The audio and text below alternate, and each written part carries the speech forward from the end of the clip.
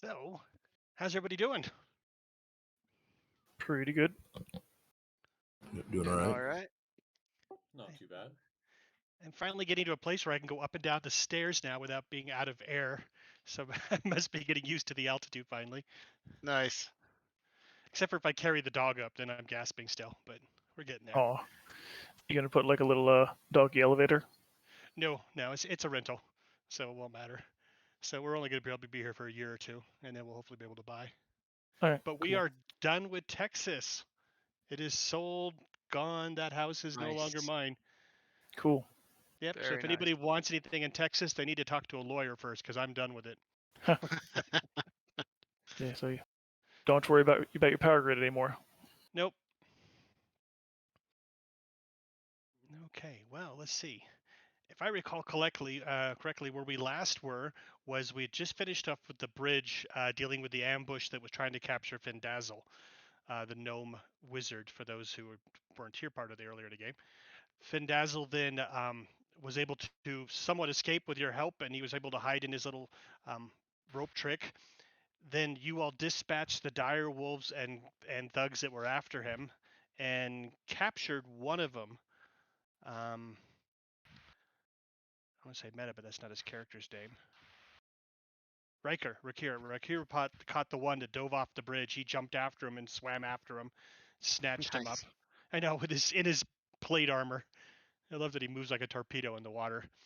And got him, and then you were questioning him, and you found out that they were hirelings from Gnawbones.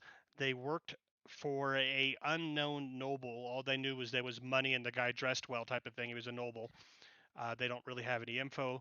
They were going to meet up this evening just after dusk outside the north gate and then head back to Leland. And I think that's about where we were. Otherwise, oh wait, there was one other thing. There was a note that was passed to you, Orden, right as you got off the boat, by a page called Brian, who brought a little note to you that said from Master Genthal asking you to come to the library before the day was out, and to bring along Mal, Nasir, and anyone you trusted. And he secretly passed it to you and then took off. Past that, you were talking about going up to the mansion. I think that's actually where you were, wasn't it? You went to the mansion instead. I don't think we actually went up to there yet. Okay, just as well. So, James, if you wouldn't mind, is it possible that somebody ran up and handed it to him now? Because if he would have gotten it right off the boat, that might have impacted which way he would have advocated for going, I thought I did that. I mean, I thought it was off the boat. That's the first I've heard of it, too. Oh. All right, then. And I wouldn't trust my memory, but I definitely wouldn't trust my memory. But if Adam says first he's heard of it, too, I okay. Memory a little more. I assume it was just secret between the DM and you. So, all right. Well, then.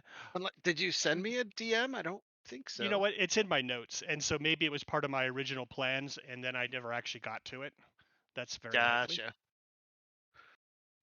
So we will do that now instead, while you're there on the bridge, trying to figure out if you're going to go up to the mansion or head off. You've got hours though before dusk. What you want to do then, while you're there on the edge of the bridge, and all the people are moving around, and a couple of people are staring at the big dogs and stuff, and muttering and stuff, and the police or the local constabulary had already taken away the ones that survived off with your instructions and put them in jail. At that point, then a young page comes running up and sort of just pulls very quietly, looking trying to be stealthy, and pulls on your sleeve there, Orden. Turning, you happen to notice you see the same kid who came running down the stairs on one of your earlier visits to the academy. The one who was out of breath. I don't know if you remember him. And he's standing there, trying to look inconspicuous, pulling on your robe and looking around off to the edges and stuff. He probably would have turned around irritated initially, or frustrated, until he saw it was someone he recognized, and then step aside. What's wrong, boy? What's wrong? Let's see. He's going to try a stealth roll. No. If I stealthy guy. This is why they picked him. So this guy, he goes, "Oh, I'm sorry. Did I bother you?" And he pats you on the shoulder and says, "Well, thank you, sir," and shakes your hand and walks away. And you feel something in your hand as he walks away. And you're like, "Oh, that was smooth." You won't look at it right away. It'll be inconspicuous, but as soon as he reads it, he would go over and say to Nasir, depending on who's around, just our party right now, or are there other folks milling around? It's a lot of people. I mean, it's a very, very busy day, and this is the main bridge through the middle of town. So there's people jostling around you. There's a little bit of a circle around you since there's blood on the cobblestones, but Then not more than 5 feet away, there's a stream of people and carts trying to get by. Orden will. Can you adjust or control the volume? I'm sure you can of your minor illusion. Yep, for audible or anything from a whisper up to a scream. That's correct. Yep. So just very lightly in this year's ear, Gordon would say in his own voice, using that spell so he doesn't have to approach him. Secret summons to the university. I've never received one of these before. All right. Zir kind of flinches it for a second.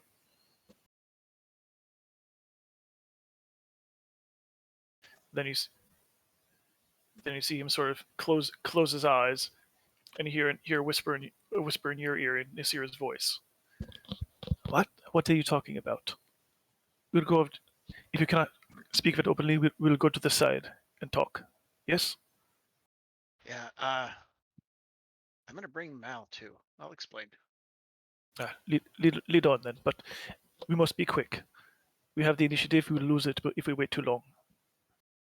And yeah, and James, we don't have to necessarily play this out, but he would find a spot that was where three of them could stick their heads together, and whomever else in the party that tagged along, obviously, he wouldn't keep it from them. I'd say everyone, so we can make a group decision. That's fine. That works. Yeah, and we just pull everyone aside wherever we could find a spot that was not open for passing ears, and then still talk in whispers. But he just explained he got this summons for specifically the three of them and anyone else he trusts, which would include all of you, he says, of course. But I've never received something like this. This is crazy.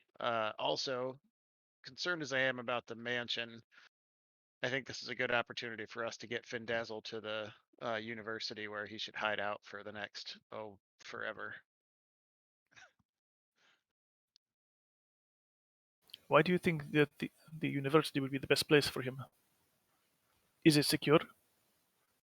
I think it's about as secure as anywhere can be, and the people there will protect Finny. I mean, we do know the sewers fairly well. Yes. Oh, there is that location, isn't there? There's No, not that place. Remember, we told the councilman, the boy, we would not tell anyone of that place. But the sewers themselves, plenty of places to hide down there. Remember the secret room? Well, I do. I remember that there was like a secret area. That's what I was talking about. Yes, and Findazzle's small. It'll be like an entire apartment for him. He'd look over at Findazzle to see what he thought of it, assuming he's part of the conversation, which of course he could be. He's trusted. He's looking around and says, "Honestly, gentlemen, I think they may have been after you." He's looking at you, Orden. I heard the gnome wizard. But now, there's only two in this entire city, and I think it's either you or me. Well, to be honest, Finn, they're not going to approach me. I'd beat their ass. I mean, no offense. Plus, I'm the good-looking gnome wizard. But he just stares at you and looks like he bites his lip a little bit there. Actually, Findazzle, we did interrogate them. They did say they were coming for you specifically, and they were also to capture us if they could as well. But you were the primary one they were going for. So they wanted all of us, but you first, I believe. Lovely. Unless I was misremembering what you told us last time, James. No, I remember because that's what you said. Yep. So I think perhaps we are all in danger. Or for now, Nasir shrugs, you could come with us. We're safer than in our company.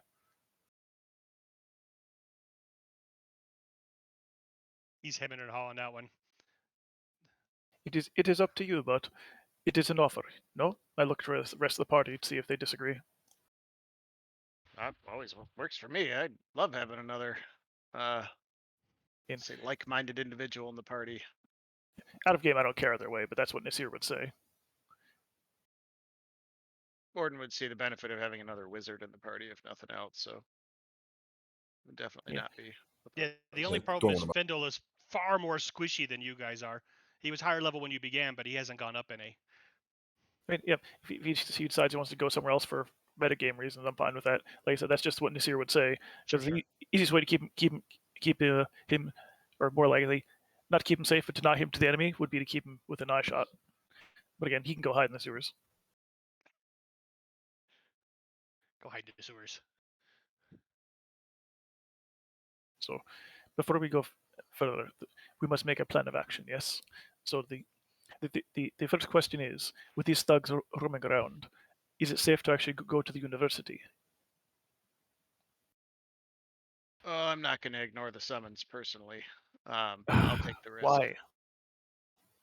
What is so important about it? We have other things we're working on. And you're welcome to do what you think is most important there, Silver Tongue, and I'll do what I think is.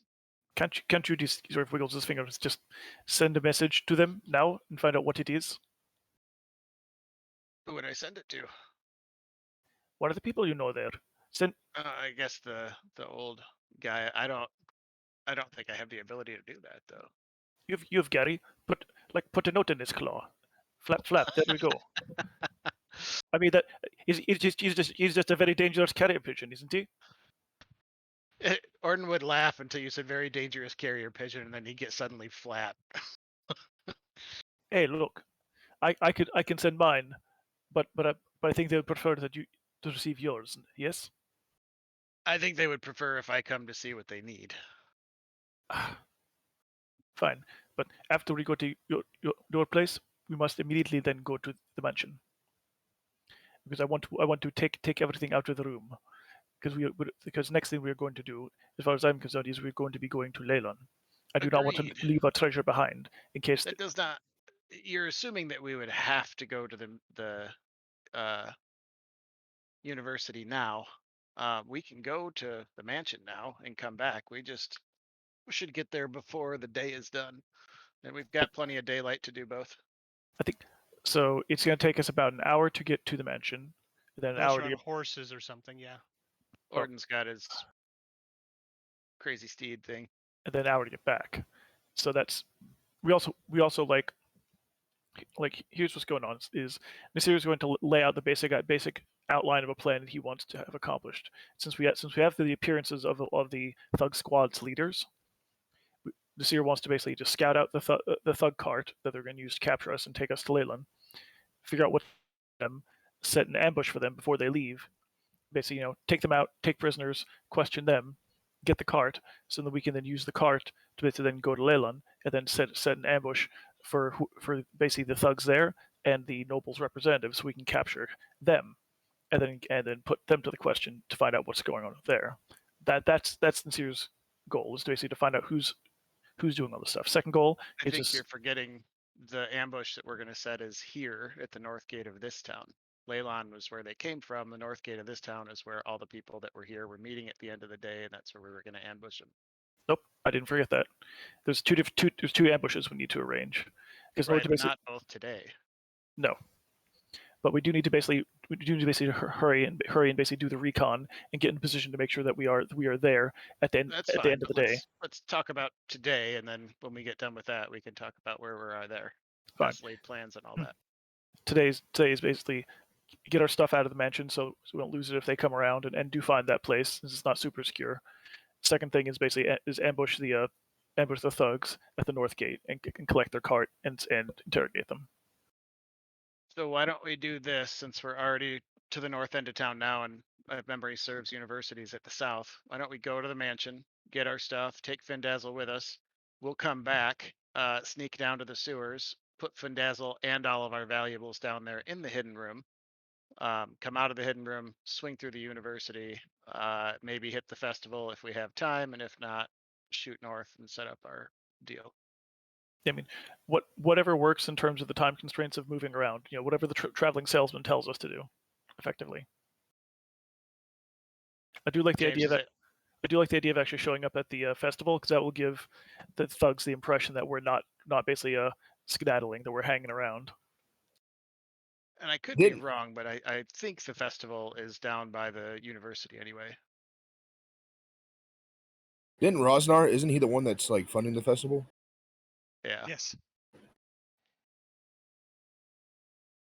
But he's trying to make the appearance that he's our friend, even though Yeah, on I the feel like low, it's probably more of a ruse to get us either drunk and catch us off guard, or It's I don't also think he'd probably do it as openly at the festival. I think he's going to try to maintain his good guy thing as long as he can. it's obviously agree with that. meant to get back into the good graces of the people of the town. I think with Prime Water out of the way, and with the fact that he kind of basically screwed the pooch by basically his behavior last time, he's trying to sort of repair his image in Saltmarsh. Not sure why specifically or what he wants out of here besides the opportunity to capture us.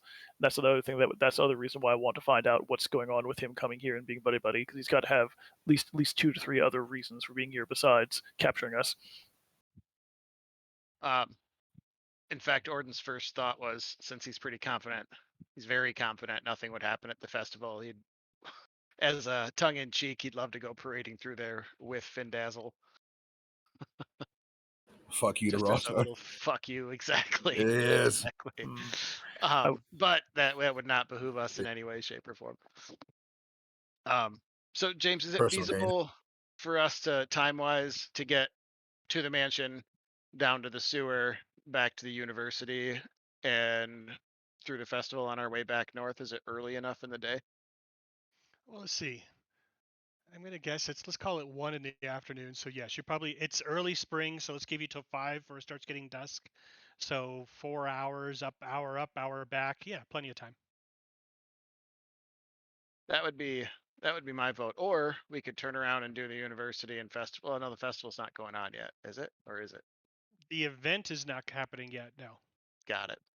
the festival's going on all day. That would be my 2 cents then. But Wait. What event? There's a contest happening. They were calling it the Coastal Cup, and it was some sort of Okay. competition. You don't have to be part of that if you don't Ooh, want. But when it's is going that? on. When is that happening, time-wise? A couple of hours, like 3 like- hours. So close to dusk. Yes, Oh, interesting. So most of the townspeople are going to be involved with that, right? or at least watching it. Yeah, absolutely. Interesting. Very interesting. Yeah, let's put some noise on. Did we capture all the thugs that tried to jump? One jumped over. I think there was one that was survived that was just knocked unconscious. Both of them have been taken in custody by the city guard with So we didn't directions. have any that escaped. No, none of them got away. Cool, thank you. Although, considering how public the whole thing was, we're just going to travel quick exactly what happened. So, if you want to people will know. capitalize, if you want to capitalize on this, we need to move like lightning quick. Otherwise, the other thugs are going to realize that one of the groups was taken out.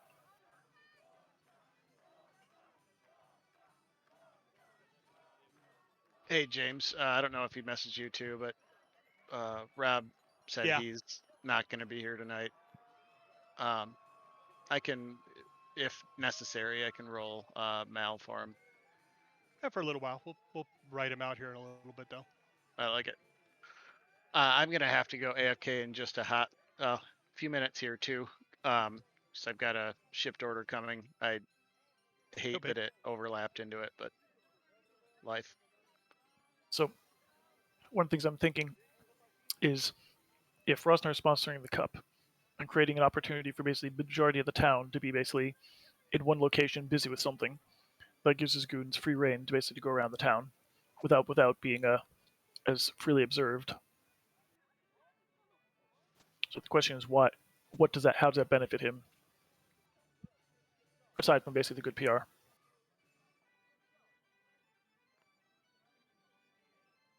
Don't look to me. I'd answer nothing. Yep. Oh, that's a solid point. I'm not. Orden would say, I guess, in character. That's a very valid point. I'm not sure there's much we could do about that though, just because if he is targeting an area, we don't know what or where.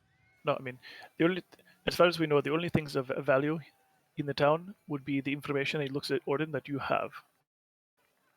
The information about the things that he may want, because I'm assuming he still wants them. So since we'll be denying them to him, the only other thing I could think is he's looking for the town's goodwill, and there's not much we can do about that. He has already secured that, I believe. So, are you guys heading up to the house then? I mean, it doesn't matter to this year whether we do basically a university or house or university, as long as we do the house Well, soon. There it goes. I was just watching the ping rate of our conversation shot up to 500 milliseconds. Okay, so since you're going up there, let's say you're talking on the way, so you're not spilling time sitting there in the middle of the docks talking. Yep. All right. You're reading my mind there, James.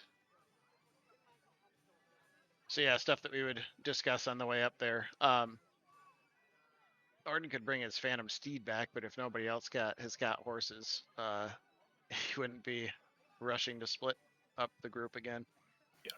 Plus, I'd say you probably want to save your magic power, because we're almost certainly going to need it at least once more time a day. Oh, it is? Yeah. Oh, nice.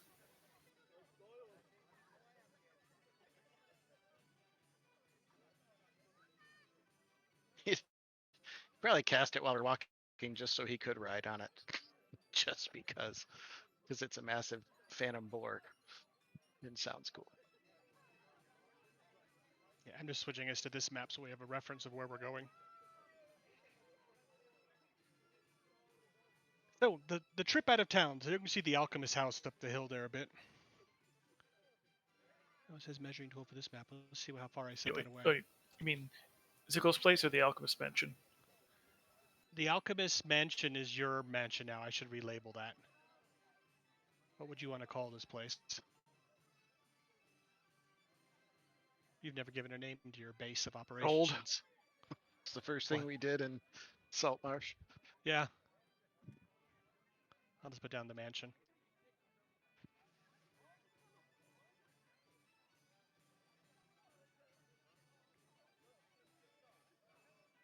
Oh, that's way too far. I need to move it. It's only a few miles out of town. Okay. So the trip up out of town as you head on out the north gate, pass all the well, let me switch maps on that one too. If you pass the towers and the various inns and things you haven't been back to in quite a while, actually. Let me give a quick tour for the other guys that aren't used to this town yet.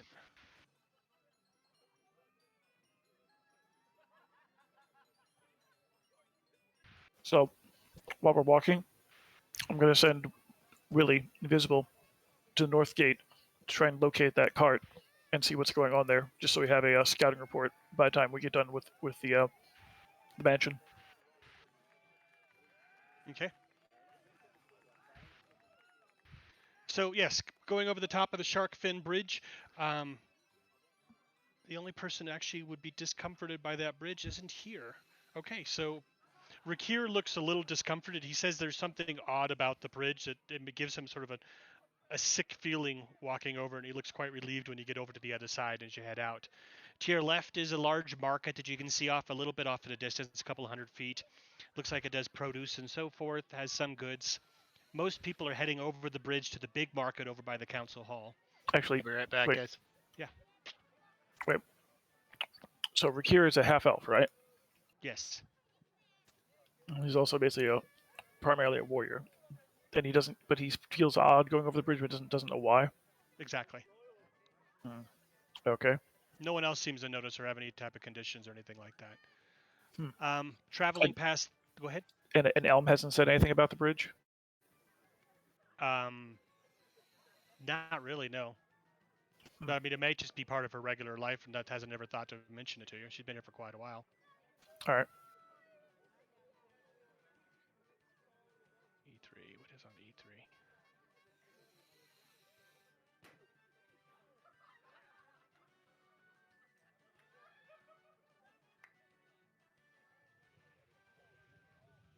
I want to mention the buildings you go by in case there's something someone wants to jump into.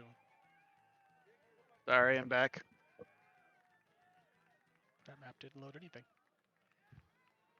Okay.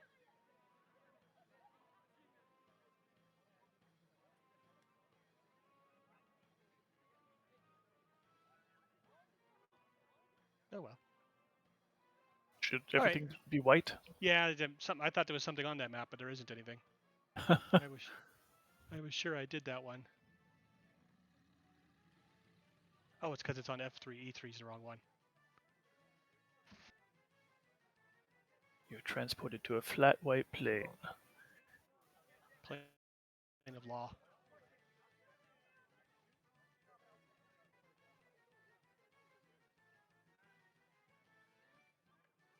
Okay, so textile place on the right as you go by. There's a big trade house on the left that has wagons coming and going from it. A residence is the very bottom left. A provisioner as you go is going. The Greenfields provisioner feeds. A lot of the businesses right here seem to deal with the caravans that come into town. This is when you guys first came into town on caravan. This is the route you came in. Cartwright, and then up in the top area is the Wicker Goat Inn, which was that inn, which probably has a bunch of your character sheets. Nope, city guards. Which had the city guards frequented when they were off duty. And that's where you guys stopped that first night. Heading out of town, then, there's not much really more to see as you head out of this town. You get through the gate. There's a huge flow of people. Nobody's really being checked very well.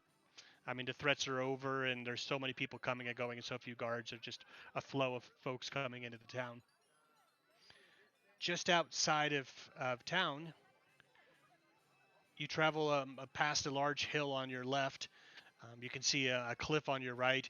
You travel out past there, and then comes the branching road that heads off to the north to your mansion.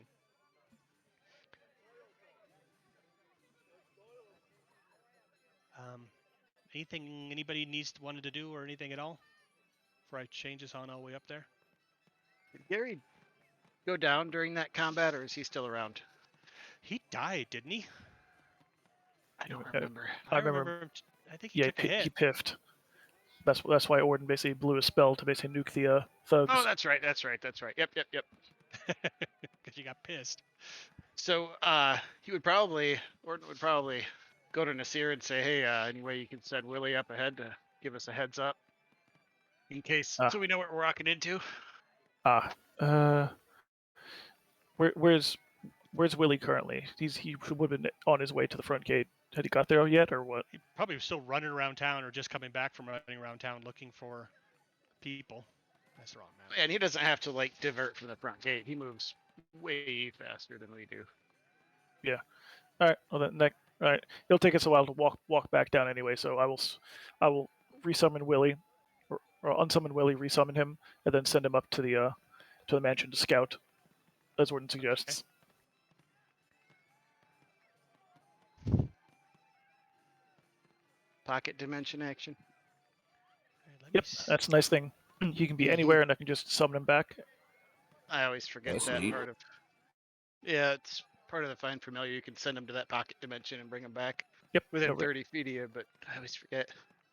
Yep, like during those 2 months of downtime we had over the winter, I literally just told Willie just basically to go into the mirror and just map, just basically scout out, find places, find points of interest, just go everywhere. And then after 2 months of him just tooling around on his own doing that, I just summoned him back and got his scouting report. And that's how I got basically so much detailed information about the interior of the mirror without going in there. It's very handy. Yep, it's the one good thing that the chain locks are good at. Sorry, I'm dragging a map over. Yeah, you're good. So as you're traveling on up, about a mile and a half out of town, the whisk comes back quickly and lets you know that there is a wagon around the next corner, maybe a quarter mile, being led by cloaked figures, and it's coming this direction.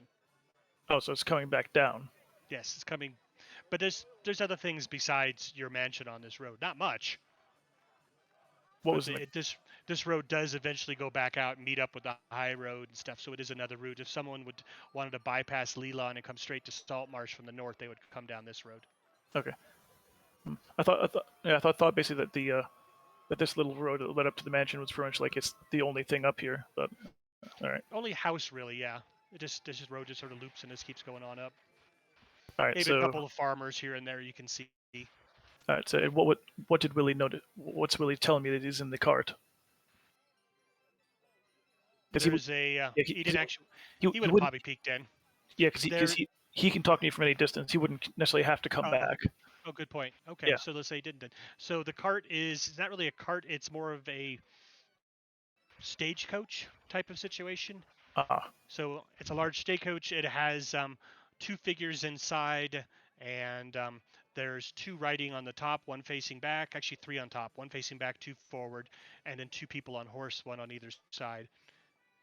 So it's like kind of like a nobles, like a noble traveling, right? Exactly. And I assume basically that none of these people were anyone that I basically once I heard about that, I'd switch over to using Willie's eyes to basically look at all the people that are there. Anybody I recognized? The people on the outside of the cart are very well covered. Like they don't want anybody. Only their eyes peek out. They're almost like desert folks. The folks inside, there's a female who's veiled, and there's a man in there as well who has a hat pulled down over his face. You can tell by his pale skin that he must be either some sort of elf by the look of his fingers. Maybe drow, maybe some other type of elf. Could be a star elf. I mean, sun elf. I'm sorry. In your world, are elves are drow Yes. are pale, right? Yeah. Okay, so you can't genuinely tell. Is it normal for elves to travel in this fashion? I don't think you would know. Okay, that's fair.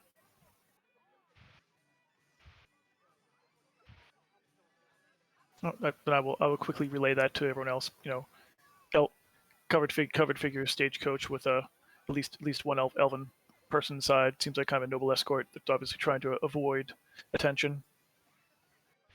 Is there anybody around us other than us, James?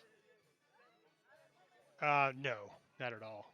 Orden would grip Nasir's arm hard, and he said it. His eyes will go big, and he's like, "What about papers? Are they looking at papers? What? Did they take things?" Did I see any papers? Nope. What do you mean? What things were there to take? Wait. The things we're going to get. If they're coming from the mansion or down this road, and they're coming from there. Wait, why would you left those things in the mansion? We all left them in the mansion. They were in the secure hidden room that was guarded by the snake. I thought we just left like the money there because it was too heavy to carry. I thought like you'd left all the blueprints and plans in your bag. I thought that was the whole point, that we were going up to the mansion was to get all of that stuff. No, I thought we were going up there for. I thought we were going up there to get our money. Oh boy. Let me look at Mal's character sheet. Let's see what's in there. Yeah, because essentially, we need both of them. We need the money and the plans. Because without the money, the plans aren't going to do us any good. We also don't want them to destroy our snake. That's assuming they could find the room and get past the lock and the arcane lock. Yeah, arcane lock is actually is only really a delay tactic. It makes it so you can't force the door open, and it makes it so you can't pick it open, or at least it's very hard to. But in terms of actually like bashing down the door, it actually offers no protection. So like a pair of sledgehammers and some time, and they can get through pretty much anything that isn't basically like a solid steel door.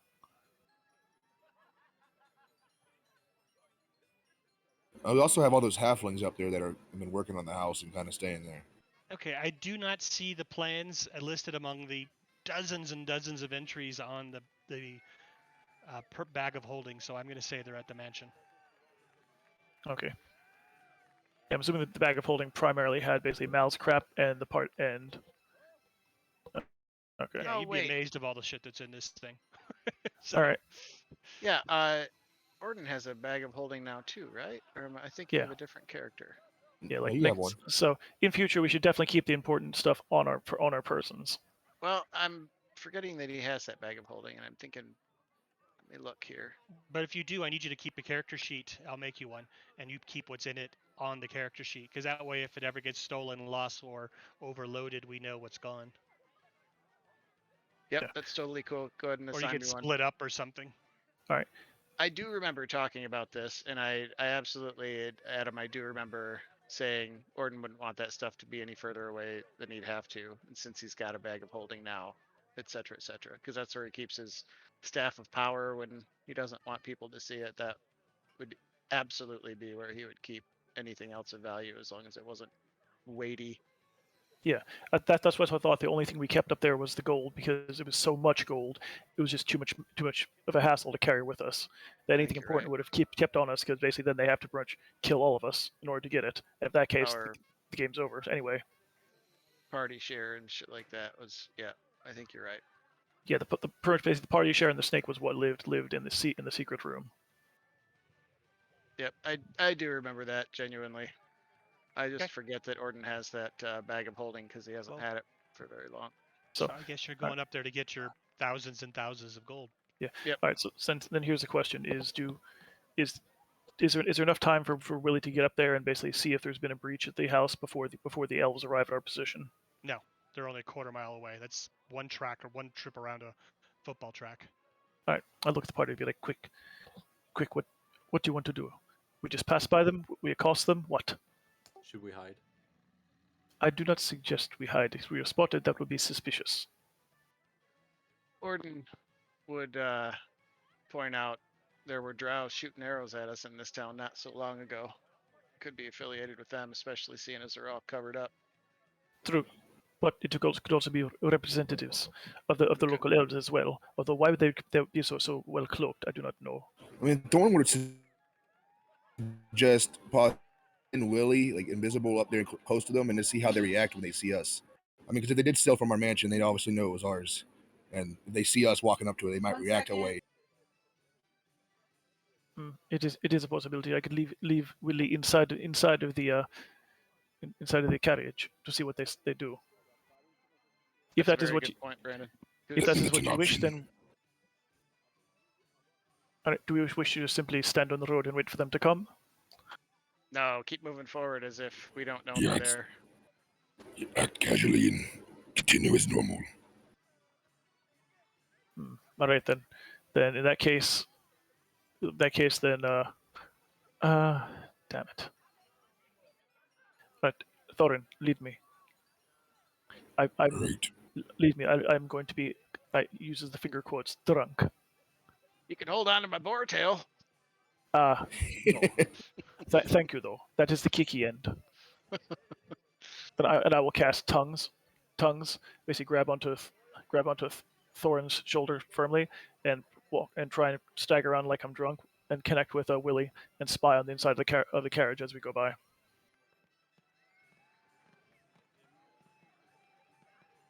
All right, you Thorn will grab onto him, carry him along then.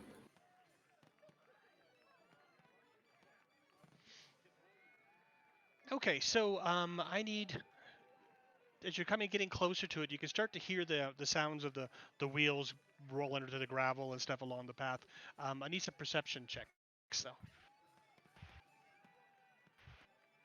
Minimum being your passive. My path From is all of only us, or? 11. Sure. It's only 11, so let's hope we can. Does better. Willie get advantage or anything for being literally right on top of them, or no? Nope. We'll get back to Willie then. Okay, so this is not something because Willie would be. Because Nasir can't hear anything, but Willie would hear everything from the perspective of inside the carriage. I'll keep that in mind. Oh, hell yeah, I got a I 22. wonder where Meta is tonight. Did anybody I said a Message. ping to him. We'll see if he. But I didn't get anything back. So- He could be asleep. He fell asleep one other night. Yeah, he did. So do you need me to roll for Willie or no? No, not yet. Okay. you want me to roll for Mal? Go ahead. Yes. I I was don't thinking have Mal would access. probably head off a bit into the woods Okay. and because he'd want to approach this from the side, at least if I was a rogue. Right on. I don't have access to his sheet anyway, so that works. Okay.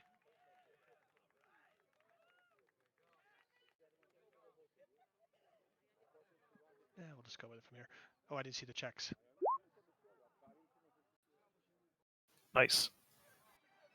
So the nice passive. Good God. So pretty much everybody but Orden, who can't hear anything over his own armor, hears the sound of metal clinking up there and maybe a shout.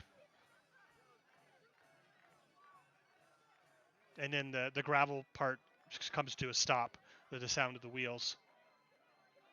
You hear a shout from them? Yeah, Nasir, what you see then, since you're right there with them, is you see an ambush on them. Arrows fly in. A couple of them pop one of the guys who was in the back looking out. He falls off with a scream but isn't dead. Slams into the ground behind. Someone else then drops a tree or something in front, a tree we'll call it, and stops the horses. All right, And that's where we're at for that. All right, then Nasir's, you feel Nasir grip your shoulder hard, and say, "Carriage, ambush, let's go."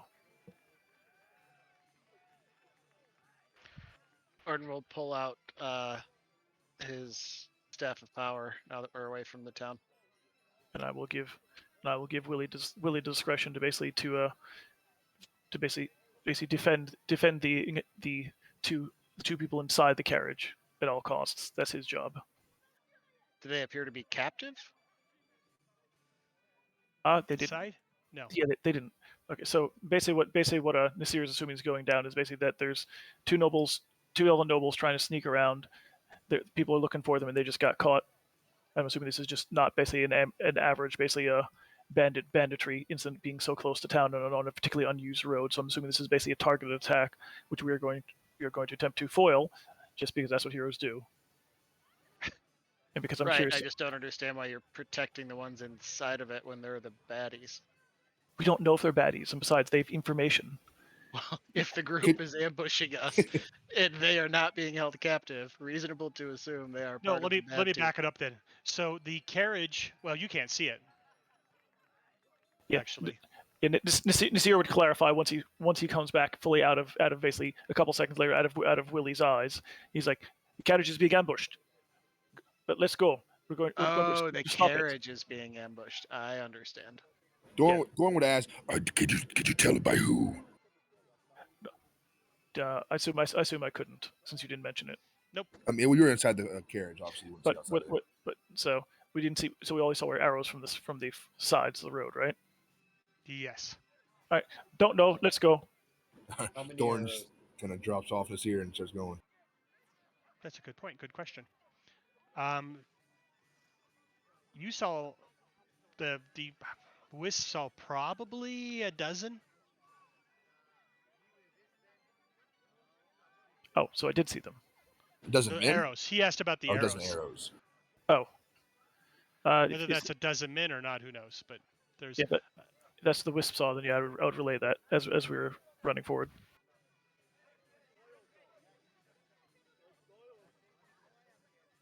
Orden will stay mounted on his phantom steed, but keep pace with everybody. Okay, one sec. Sorry, especially since he can't see shit up there. I am frantically throwing together my random encounter. Hold on one moment.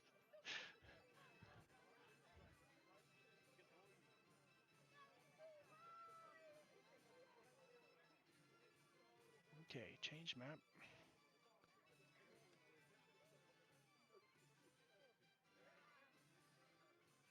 Oh, good. I get rid of this music. You guys are out of town.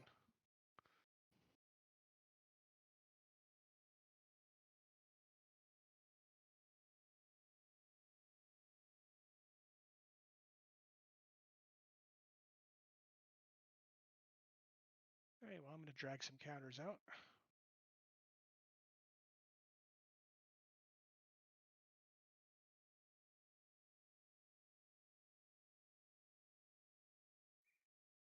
Okay, we're going to just retro then say that Meta stayed in town for something. We'll figure out why later.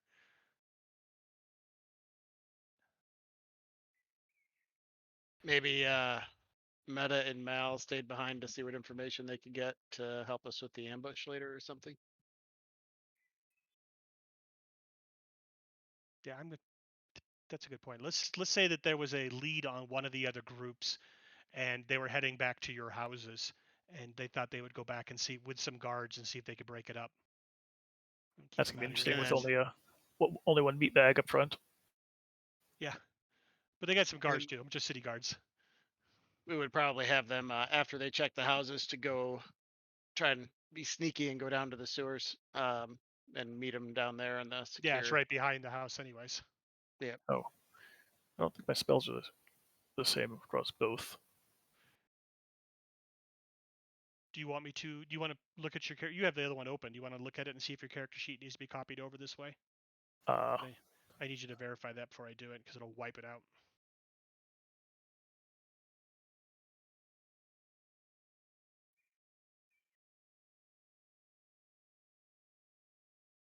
I'm just looking at all my items, make sure it's actually accurate.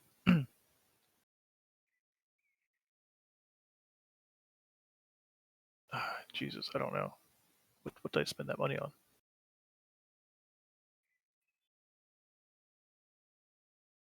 Yeah, we'll just leave it for later. I'll figure it Okay. out then. Okay.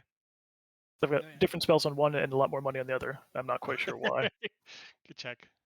My bad for having all these damn character sheets. I think maybe I'll just combine the two games, see what happens. I mean, you always just have to have the city be basically literally the like the lore part, and then the adventures be all the actual like fighty part. Yeah, it'd make more sense. I think I'll make a third one, copy it over, and then combine them all together in one third one, and then put the other ones to sleep. I don't want to mess anything up. All right. And are you on this map? Yes, you are.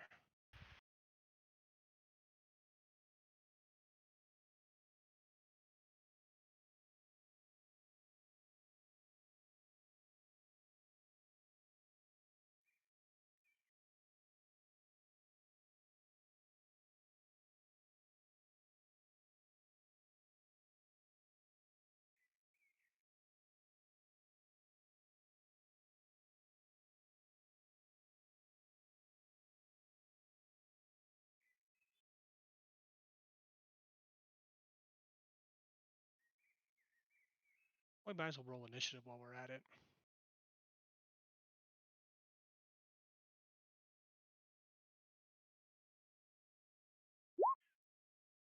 I take it this is the direction we're running. Yes, because you can see the wagon up ahead a bit. Okay. I think you can. Yeah. And Okay. This here is definitely not being need in a front. horse. Then. Okay. Oh, come on.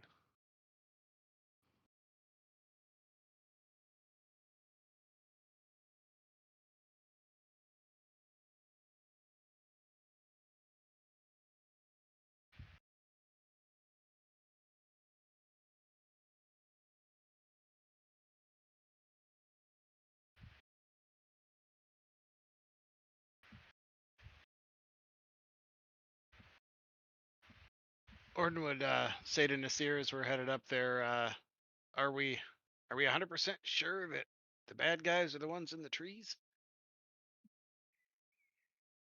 Nope. But good guys rarely try to become bandits. So No arguments, no arguments. I'm just either way, wanna... once we have control of the situation, have prisoners, we can decide who's good and who's bad. Until we take control, I think lives will be lost at that point. But lives I hear what you're saying. lives will be lost either way, whether we get involved or do not. Okay, so you can make a few figures out. Looks like the edge of 4 that you can see hidden behind trees as you come around that final bit there. And where are the caravans guards? With all the heavily cloaked people. Oh, good point. I forgot about them.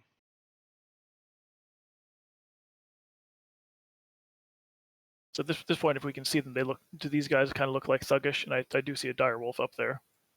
Oh, you can see that too then. Good. Yeah, because Willie can see it. Oh, that's right. Willie's up there. Yep. So let's put him there. What? Him there. Okay. Well, that answers that.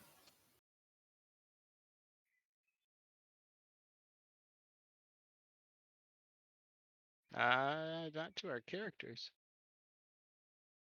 What's that? I said not to our characters though. I know. I do like a mystery though.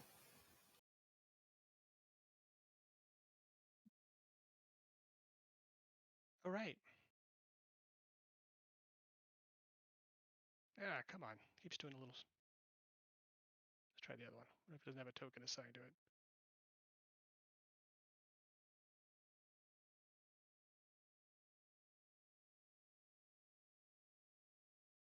Oh, there it is. It's just being slow. I probably got 20 of them showing up now. Okay, there we go. And then 2 non-combatants up on the front. The two non-combatants inside the carriage, right? No, there was a guy driving it. I'll just toss some tokens on there. I'm just running out of room. There. Just gonna put Willie to the side. You can just assume that he's inside the carriage. In actuality. Okay. And then inside the carriage is the 2 people. Yeah. The inside the carriage, as all this happens, the man seems very calm. The woman looks out the window, but you don't get to look at her face through all the stuff. She looks a little bit worried, but he seems almost like he's still sleeping almost. All right. All right, then the wisp will say, "Stay down. Help is coming." Both of them jerk at that one, looking around frantically. And go ahead and make a perception check with the wisp.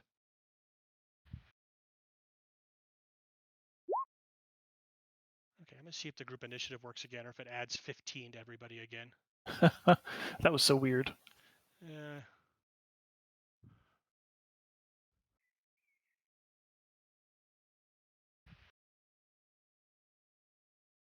Yep, it did. It added 11 to everybody. I think this is fun.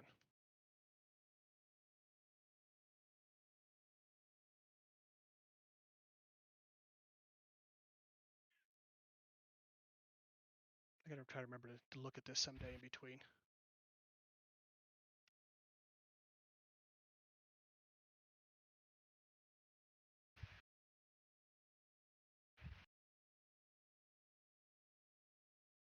Are you all on the board?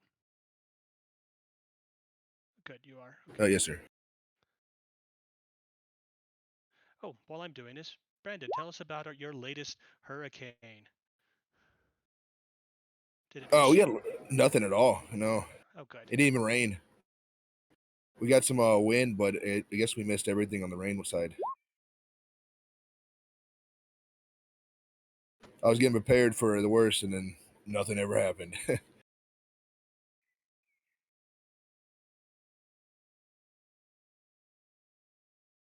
Seems every time when those comes rolling up, I always look at the map and go, "Yep, that's going to his house again." Yeah, it looked like it was going to be direct on him. I guess we got lucky on it.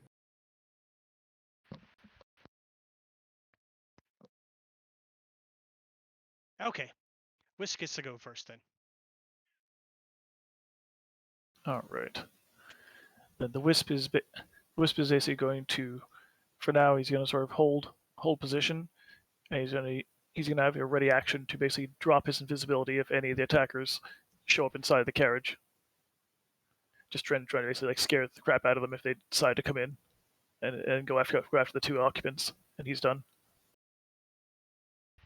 Are we using the turn order end of turn thingy or no? It doesn't exist in this game. I'll have to put that it's city. API. Gotcha. Yeah. Another reason to combine everything. All the cool toys are over there.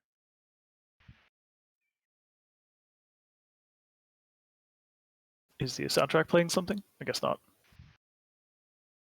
Nope. I thought I had a forest sound going background. So anyways, one of the commoners dives off the top, the people on the front, the carriage handler. He dives off and starts scampering underneath. The other one is fumbling for his crossbow.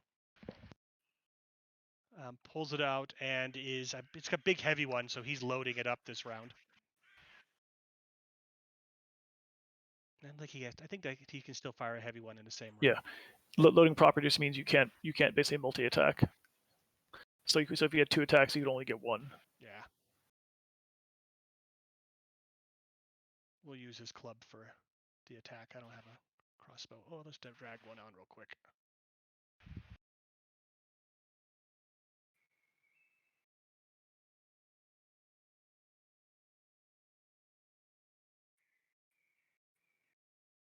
There we go. That's not so bad. Misses anyways. Fumbles with it. The arrow goes slamming into the dirt as with his nervous hands trying to aim this thing. And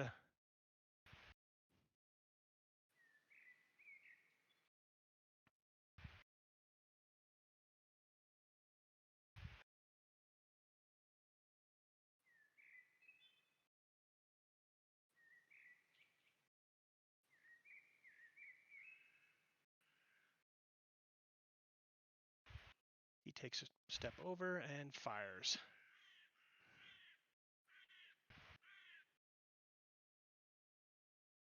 Misses completely. Slams into a tree. Nasir. So you see, it looks like the highwaymen are stepping back out and they're peppering the area with arrows. You're around. Okay. So just to be clear, these are the highwaymen, correct? Yes. Are any of the others highwaymen, or are only these models? Everybody who isn't around the carriage seems to be attacking it. Okay, including this person that I can see, right? Yes. All right. And do I hear this? I don't think I can see this, but can I hear basically something coming from over here? Yes. All right. All right, then I will shout. I'll shout, wolf, big wolf. And let's see. I guess it is time. Time to break out the spells then. That's not. Give me a sec.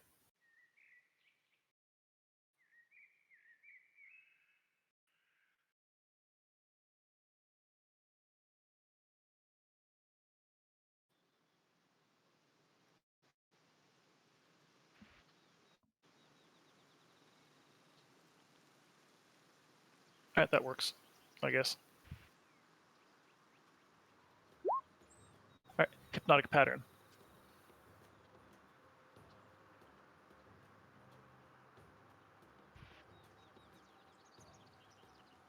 On that group up there? Yep.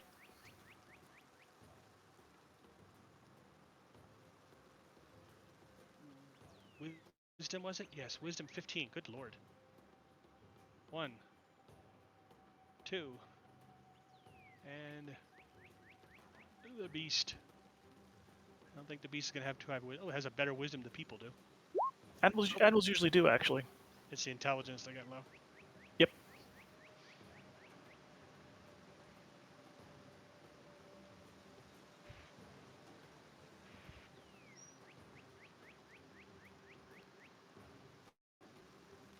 Okay. So 2 of the guys grab at their eyes, falling to the ground, clawing at their eyes because they can't see. The wolf comes tearing around the edge after your action. What else are you doing? I'm going to basically get behind this rock and crouch down so I'm out of line of sight. I'll be like two of them are out of the fight. Don't hit them. I'm done.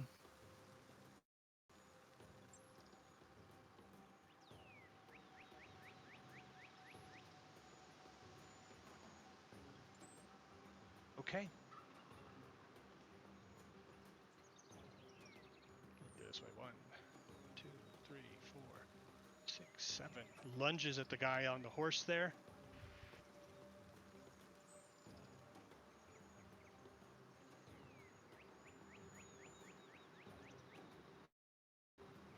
And oh, I think he got him.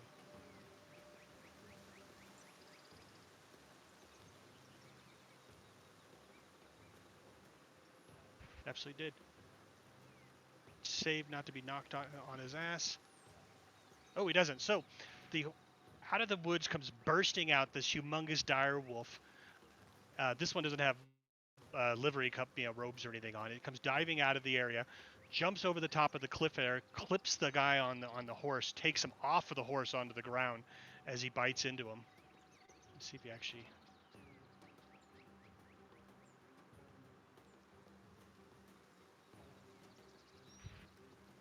The man screams and is fighting frantically, beating at it with his hands, trying to get this animal off of him. Orden. All right, 10, 20, 30. He lifts up his staff and he says, "Stop this nonsense!" And he points it at the dire wolf and casts levitate. Nice. It's I don't know why it says DC 50. Oh, it's a staff, so I guess it is different. No, it uses my spell save DC, I believe. But for some reason, I think different items work differently. I know some definitely have their own. well, my character sheet just went all funky. All I have is a loading circle that just keeps going. Oh, fun. Ooh. Let me try to open it back up. There we go. Let me read the description. 90% sure it uses my spell save DC. You can just roll it and see if it matters. Yeah, that's what I'm thinking. I'm gonna roll. If it's not high, don't worry about it. And it was con. Only a con saving throw. There we go. Yeah, unfortunately. Yeah, I don't. He rolled real high. Don't worry about it. I don't think you got an 18. Nope.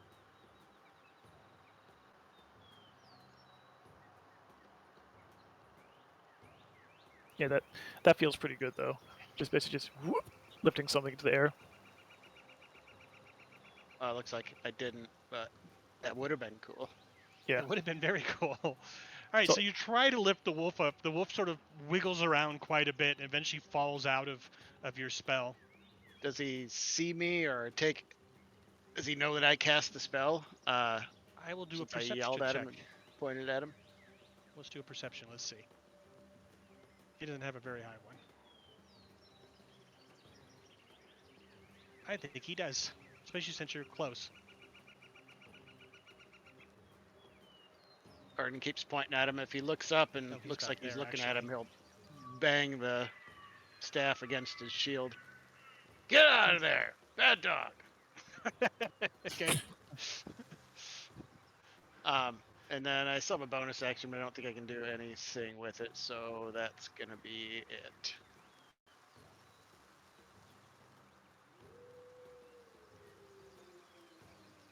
All right. Odo. I will move up Ode.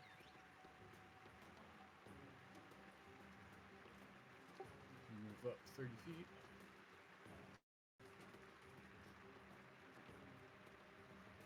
And I will take 2 shots at the wolf with javelins. As always.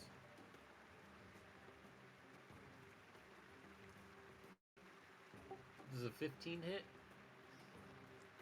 It does. Wonderful. It tries to get out of the way, but doesn't quite make it. And it's going to be swarmed by wasps. Okay. I hate wasps. I do too. 23 points of damage to the puppers. Nice. Cool. And as a bonus action, I will continue to move forward to kind of be the meat shields that we are currently missing in our party, except for Thor. Oh, Orden. He's fine. Stick him up front. I didn't even think about the movement because he's still on that critter. I suppose we could say he jumped off. It's up to you, James. Oh, that's right. Well, I guess you wasted extra movement by the critter. But you're still That on works. him.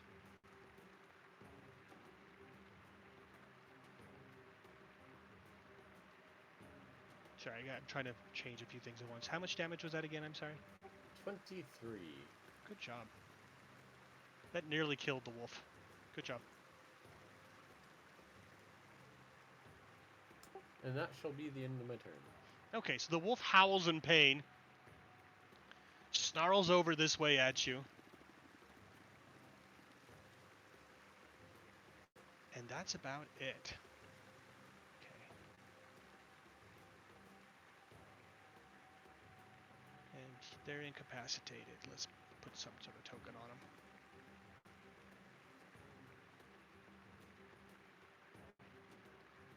I'll use that one.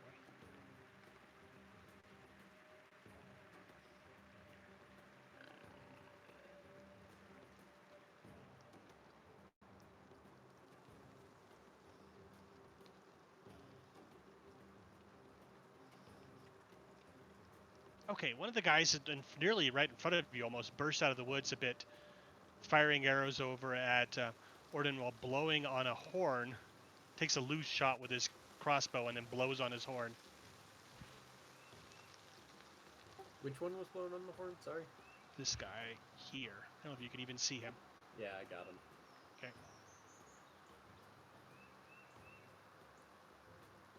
And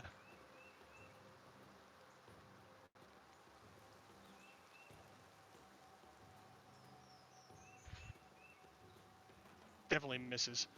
Fumbling with his horn, drops the crossbow in the process instead. It goes twang and shoots off into the bushes somewhere.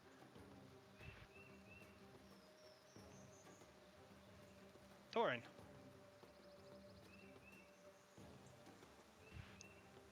All right.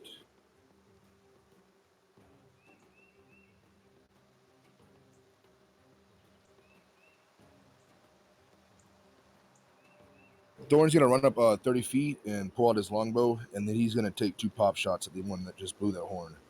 He's gonna take he's gonna shoot once at the wolf, try to finish that off, and then shoot at the guy who blew the horn. I'm sorry, repeat that again. Sorry, he's gonna take a shot at the wolf with his longbow, and then he's gonna shoot the guy who just blew that horn. Okay.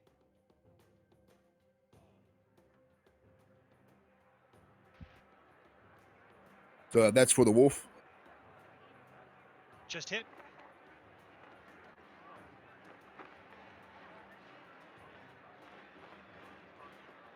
And then imagine that one definitely misses. All right, so the wolf takes 5 damage. That's like I got a misbehaving dog. Right.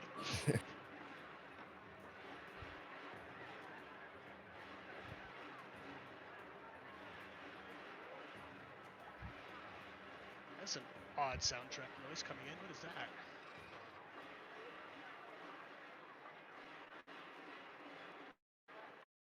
That was Sounds like weird. trains. I know, it's supposed to be forest day, ambience only. It's like a train. Don't go in that forest. Yeah, don't. All right, we'll leave that one alone. So you did That's what I was 11. thinking. How much damage did you do on I just did 5 damage to the wolf. I missed my second shot.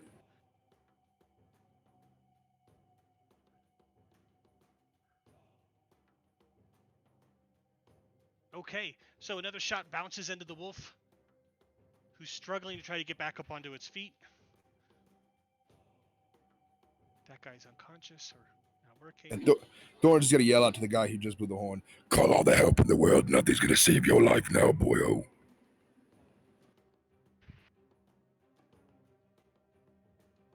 And oh, sorry. We're not using the button. Sorry, ignore my dog. Sorry. If I ignore her long enough, she might relax and lay down.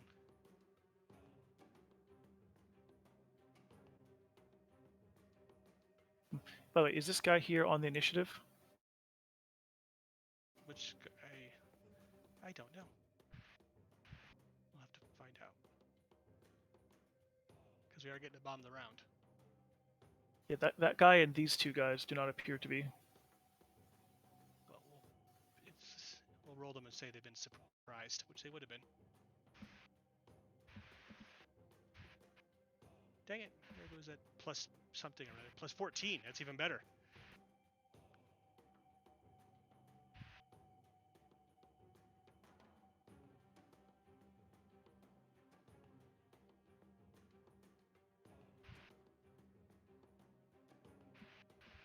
Oh, James Thorne is going to throw his longbow back on his back. Okay.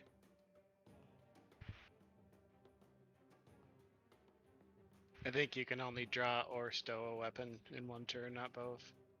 Yeah. Unless Oh, yeah, you that is use true. an action. He did pull out this turn. Well, nobody's on a horse. You could drop it if you wanted to. All right, let me sort these back and get us back in order again.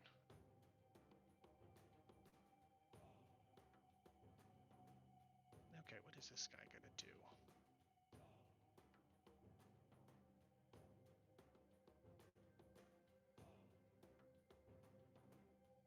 Right, Wisp will just basically do the same thing. Gotcha. Okay, here we go. Is there a save?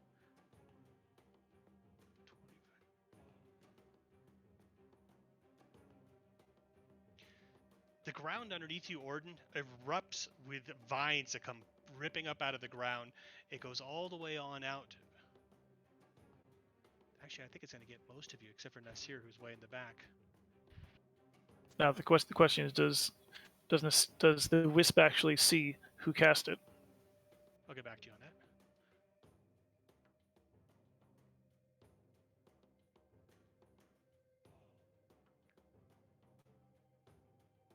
Oh, I keep looking for stuff that's in the other game. Yeah, we're combining these before we get together again. Okay. Yeah, do I see who cast it?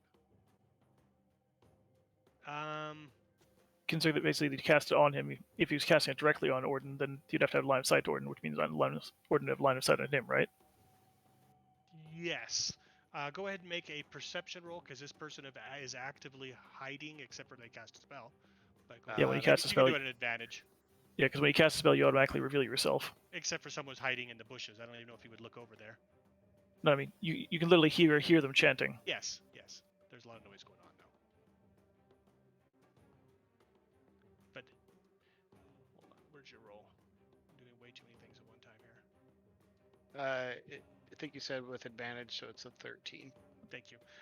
You can hear and sort of see where it came from, somewhere off to this direction. Considering I don't think he would know what it is, or would he? Well, you know Would it's he a spell. recognize the spell? No, it's nothing from your school. Then we're gonna use a reaction to go ahead and counterspell whatever it is. Nice.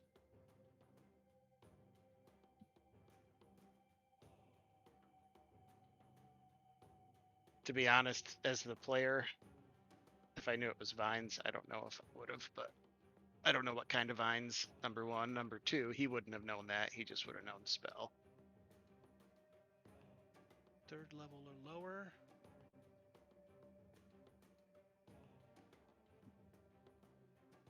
What's your...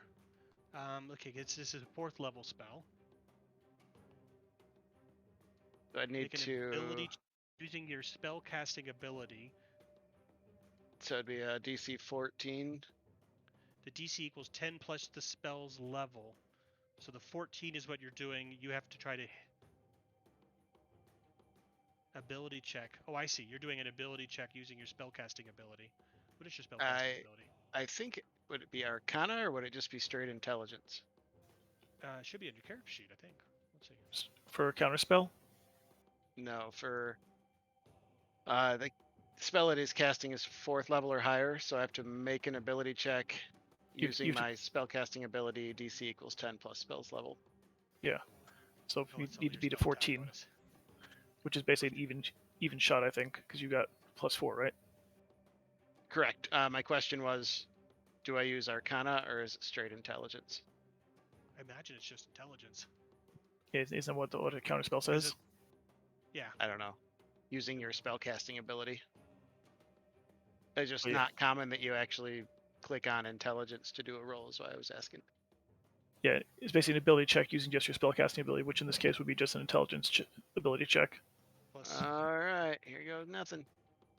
Just barely. Woo. That's what I hate about those spells. Well, not counterspell, it's great, but if you miss it, you burn the spell slot and nothing happens. yeah. Yeah.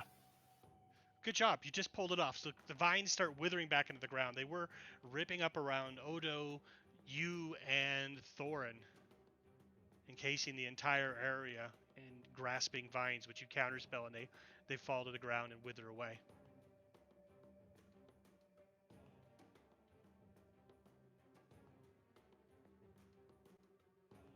Okay, and where's this guy?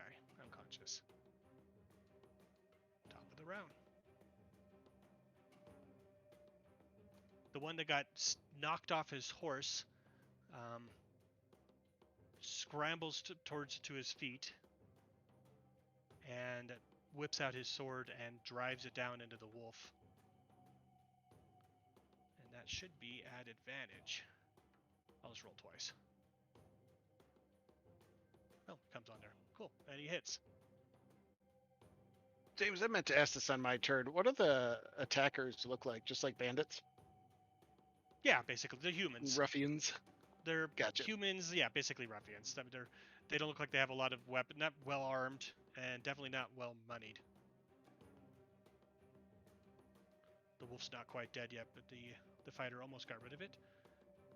As a character, Orden would cry, but I would laugh and laugh and laugh. We got done with this and found out we killed all the fucking good guys and the drow just turned on us. Thanks. So, thanks. That guy scrambles over and picks up his crossbow and is trying to bring it back around. He's not going to get a chance to fire it, though. Well, yeah, he will. He still gets to. And more character sheets.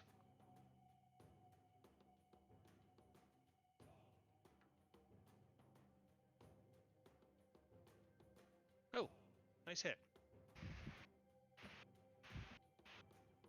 And the wolf dies with a scream as the one person who's underneath the carriage shoots at it with a crossbow through the horses.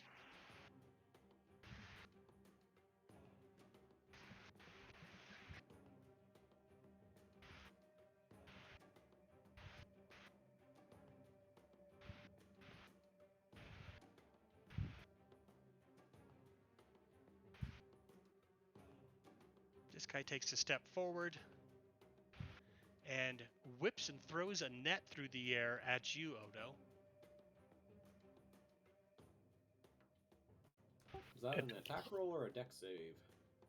It's an attack roll at disadvantage. Let me toss one on him. Because nets have a 5-10 range, which means that if you throw it at 10 feet, it's disadvantage. But if you get into within 5 feet, you're then doing a ranged weapon within melee, so you're still at disadvantage. And the only way to counter that is by having crossbow expert feat. Nice. It's Or sharpshooter. Yeah. Yeah, it's true. It's a disadvantage. But if it hits you, it is an automatic restrain, which is nasty. Misses at the range though on the second one. Okay. That guy's hiding. Nasir. All right. So did I hear the enemy chanting or no? Yes. And did I hear the general area it came from? Yes. Which is where? South of the carriage? That's right. You don't have very much at all because you're hiding behind a boulder. Yes, south of the carriage.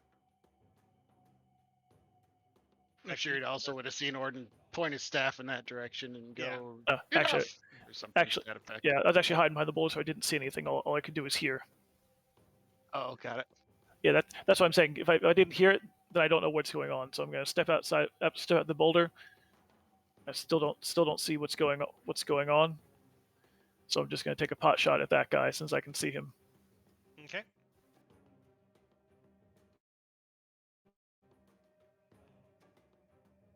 Wow, that hits.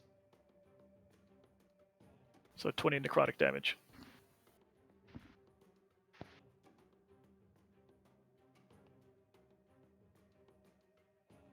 You hear a scream from the bushes over there.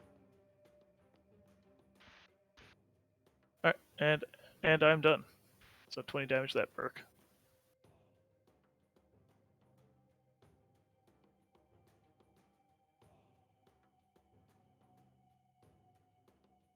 Da, Where's this guy at? That's the other one that's up there. He spins around and fires at. Okay, oh my god, more character sheets.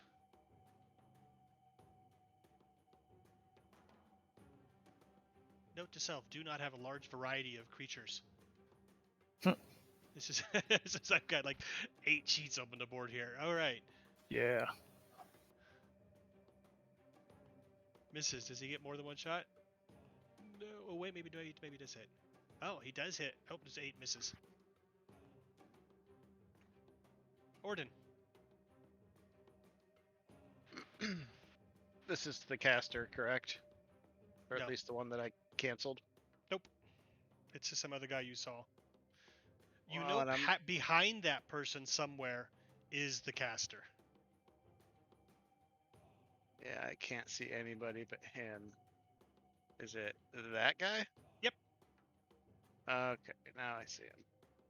How dense is this brush? Pretty dense. I'm adding 2 to their armor class.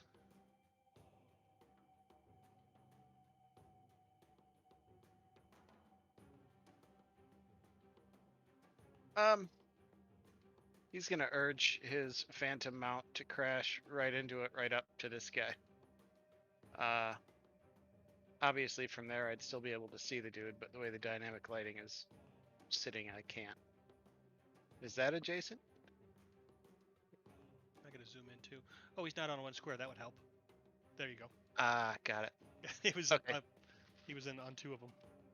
He has his mount crash, charge right up at this guy essentially just to intimidate him, but he points his staff past him, that guy, and actually he's gonna point his staff past him and cast an area of effect on both of them. Anybody else that might be in that area? We'll pop a shatter. Fucking shitty damage. How big is it? 10-foot radius, so 20 feet end to end.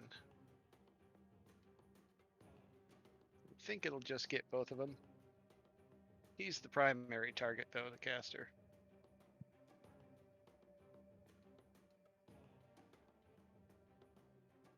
I'll just draw a box then. Heck with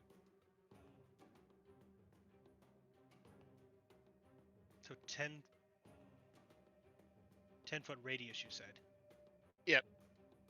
20 diameter.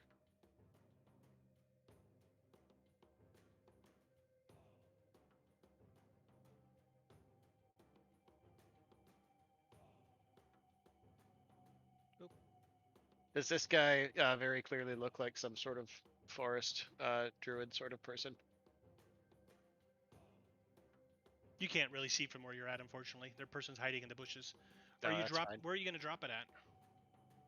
I want to hit that guy and that guy. So I drop it right in the middle with it. Right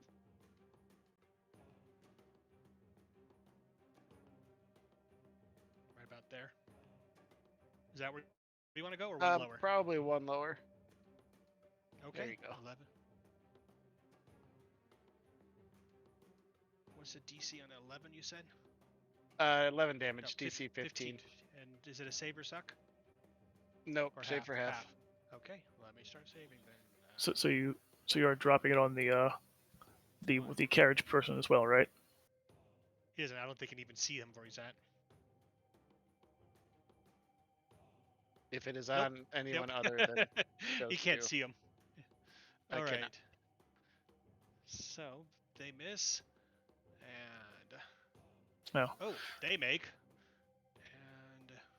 and Just following up with the proud tradition of collateral damage. yes. It's Was a that a- memory of Halfdan. Was that a shatter he did, or was that like a thunderclap or something else? Shatter. That was Yeah. shatter. I think he's done both at different times. Remember, Zickle got the thunder wave.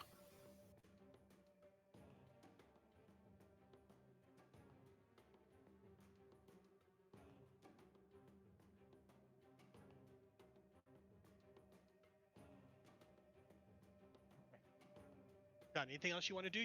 hear the shattered trees and branches go flying up in the air. You hear shouts of pain from at least a couple of people.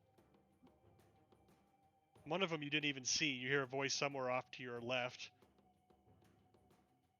Anything else you want to do? Yeah, I'll dismount. I'm assuming this is difficult terrain.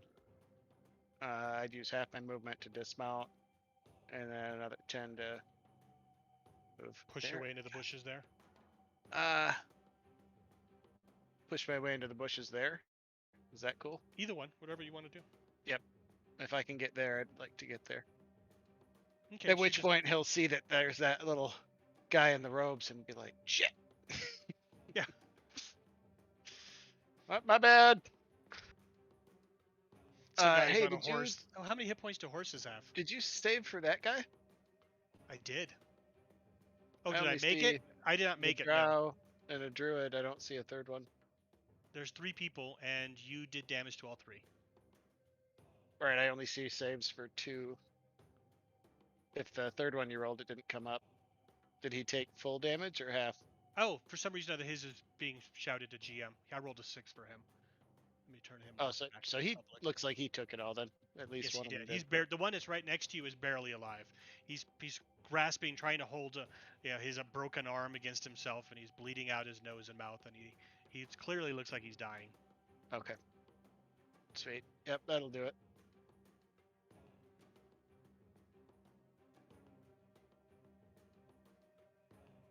And I was gonna look up a horse. How many did mean horse? Bane of Seed just has 1 hit point. If he gets hit, he dies. Riding horse, 13 hit points. You didn't kill his horse either. Let's see if it made a save.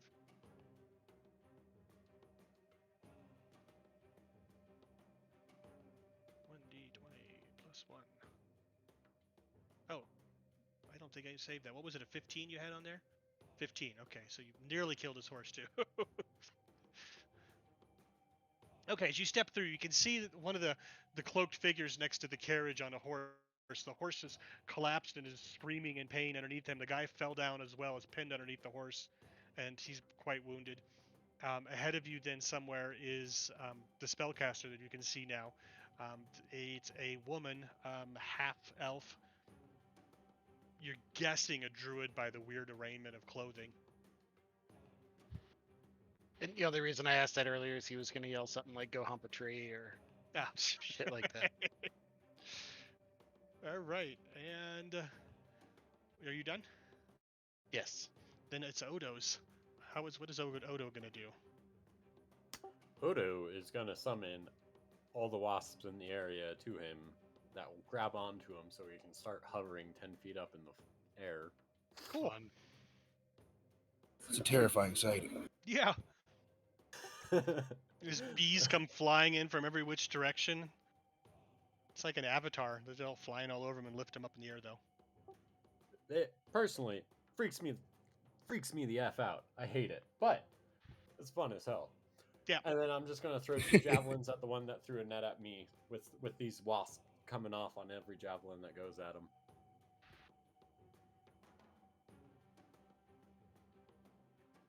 Go for it.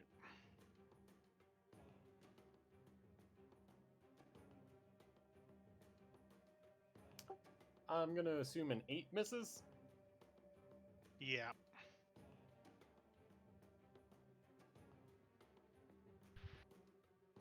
So I'll be 6 for the javelin and 6 for the swarm, so 12 points of piercing damage as I'm hovering there covered in wasps.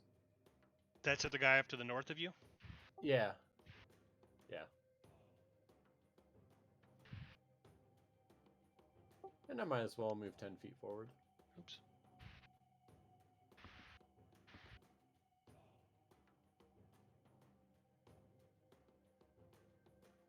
Wait, never mind. I don't have the movement for that.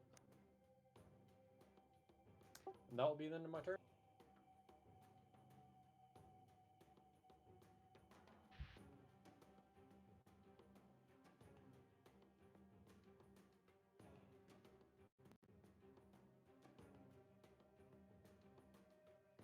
Oh. Damn. the entangle. I misread the character sheet. They have 4 of that. It's only a first level spell. I misread the character sheet. Oh, I thought they were casting Grasping Vine. Yeah, no, it was just an entangle. It's just off the edge of my screen. All right. Well, made it anyways.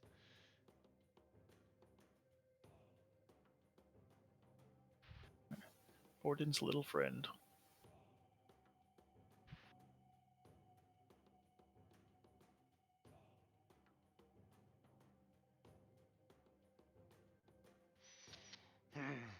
What's he gonna do?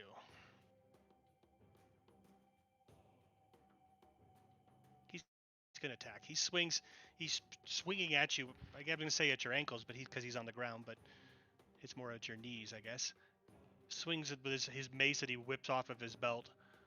First one. What is your armor class? His first one. Who's swinging at who?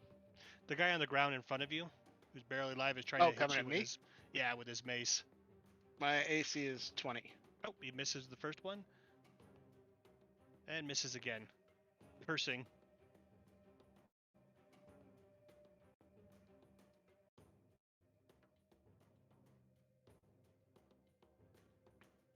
Orton looks down and says, "Might be easier if you stand up."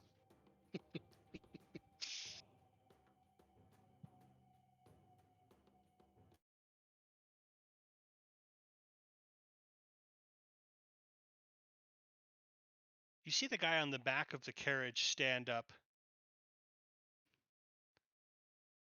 And yeah, we'll do that.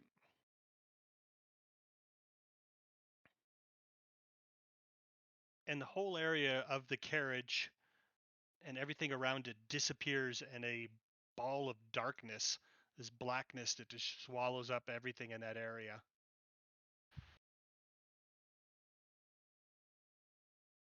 Do I have a nice darkness spell? I'll use that.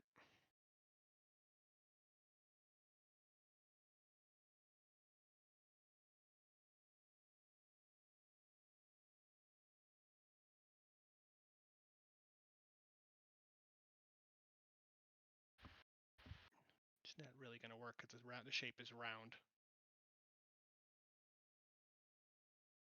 But the carriage and all the folks there disappear in darkness. Thorin.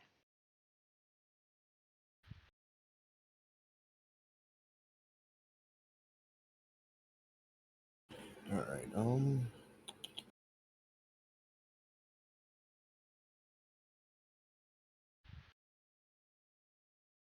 here's a much better one.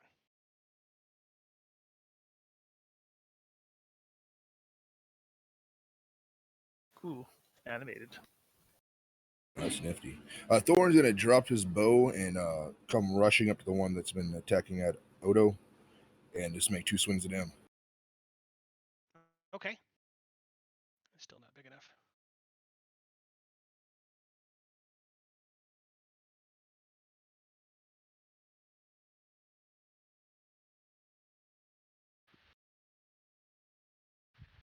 So you're rushing over to this guy over here? Oh yes, sir. Okay. By the way, darkness is actually pretty big. Oh, thank you. It's 50-foot radius, not 50-foot diameter. No, even bigger. And like roughly that big. All right, so I'm assuming a 19 hits. Yes, it does. So 7 damage on that one.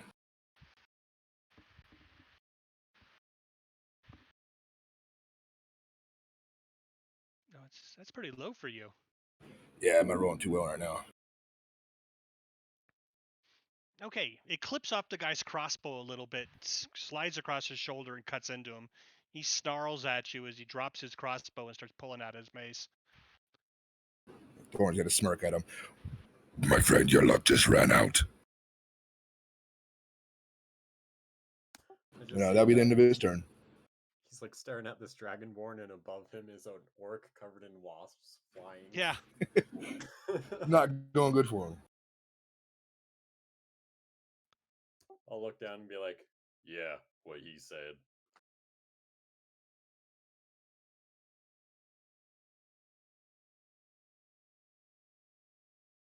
I won't do anything for him until he gets to go. All right, then he's not going. He's unconscious.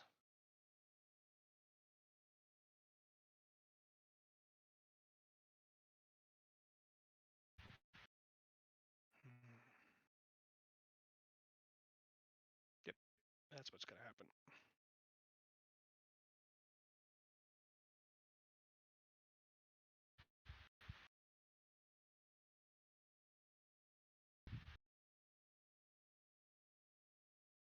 The possible druid then steps forward a little bit around the edge of the darkness and sends the blast to add the two of you, you and the guy on the ground, Orden.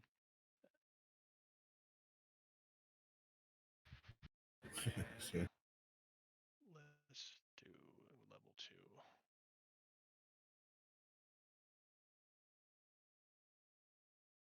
Loud clap of thunder goes off, blasts across the area, hits the thug first.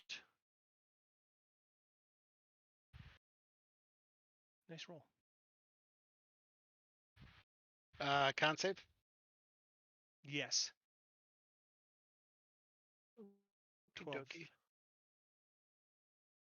I don't know if you have to call this before or after. Takes half as I much can- damage as and isn't pushed. Okay.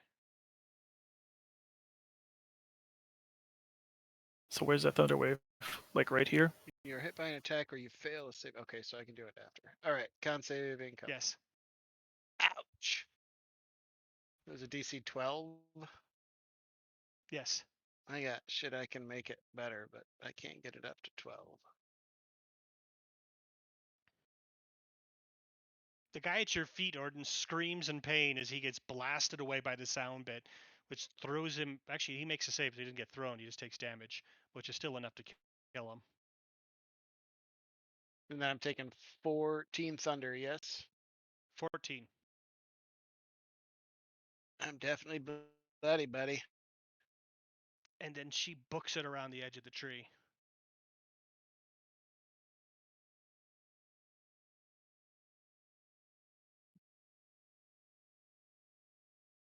Can I still see her or no? I don't know, can you? Yeah, I can. Oh, yeah. but- Oh, absolutely. Okay. The trees and stuff that you can't see through, I've already blocked off. Cool, cool.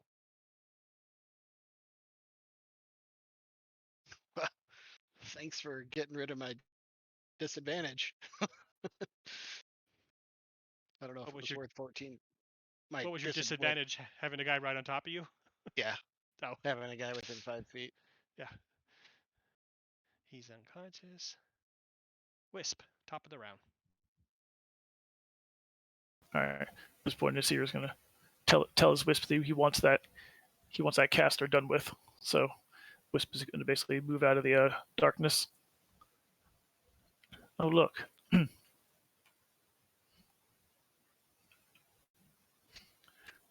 right.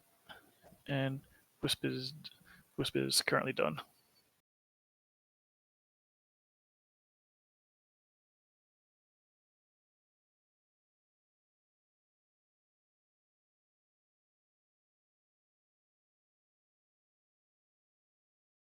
He takes 2 steps out of the darkness, fires, misses, and steps back in.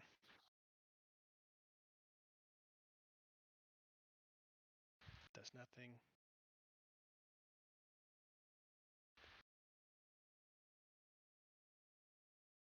Oh, he panics and starts running. You can make an attack. He drops his weapon, spins on his heels, and starts running as fast as he can away from you, Thorin. Starts running from me. Yes, sir. Can I get my reaction? Can I get a attack on him? Absolutely.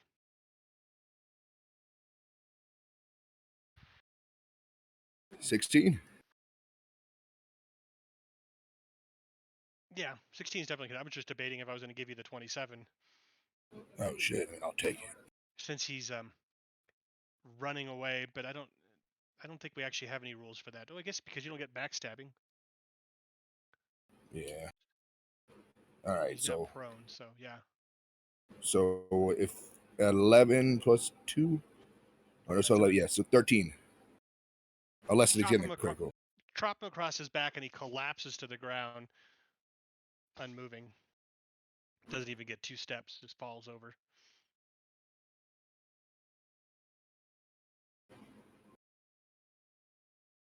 Thorn's gonna look flustered. God, the gods be damned. I was hoping for a goddamn challenge. And this is gonna yell to the rest of them. But that's into my turn. Oh, actually, no, that's not even my turn. That's reaction. I'm sorry. Yeah.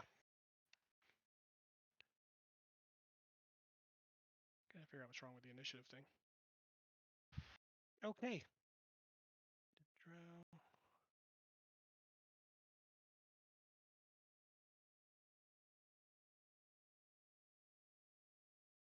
Which thug was that?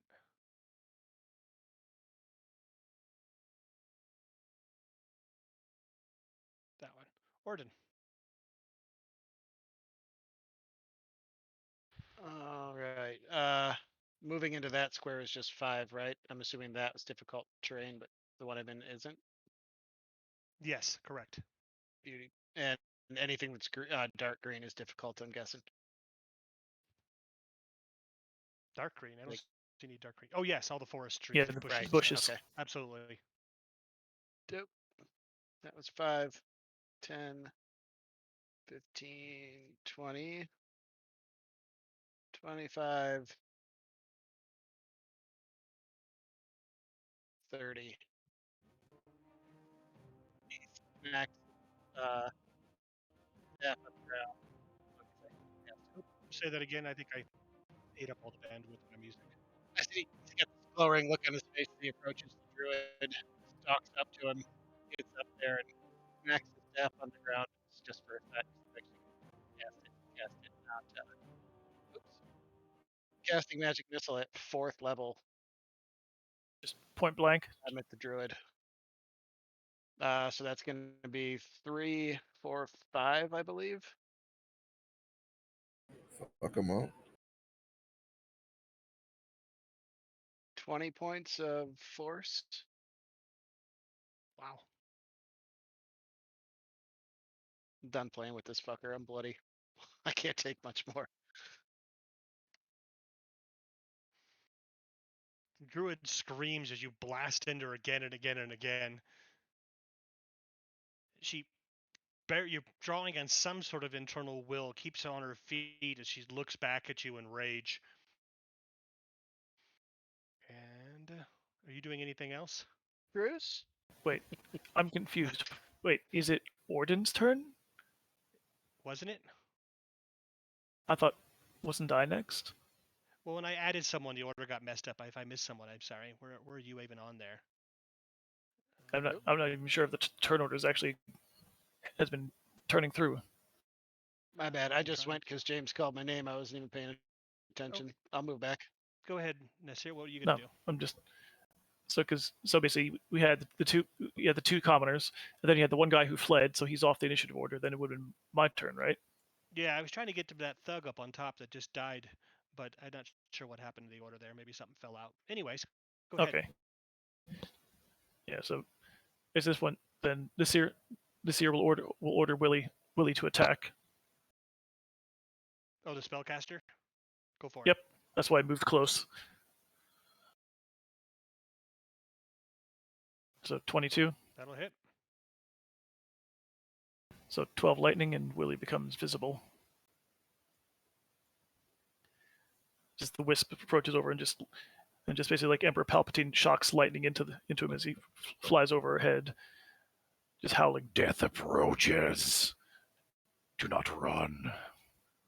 And Willie and Nasir are done. Okay. She definitely bloodies her on that one. She almost falls to the ground as you zap her. I missed him too then.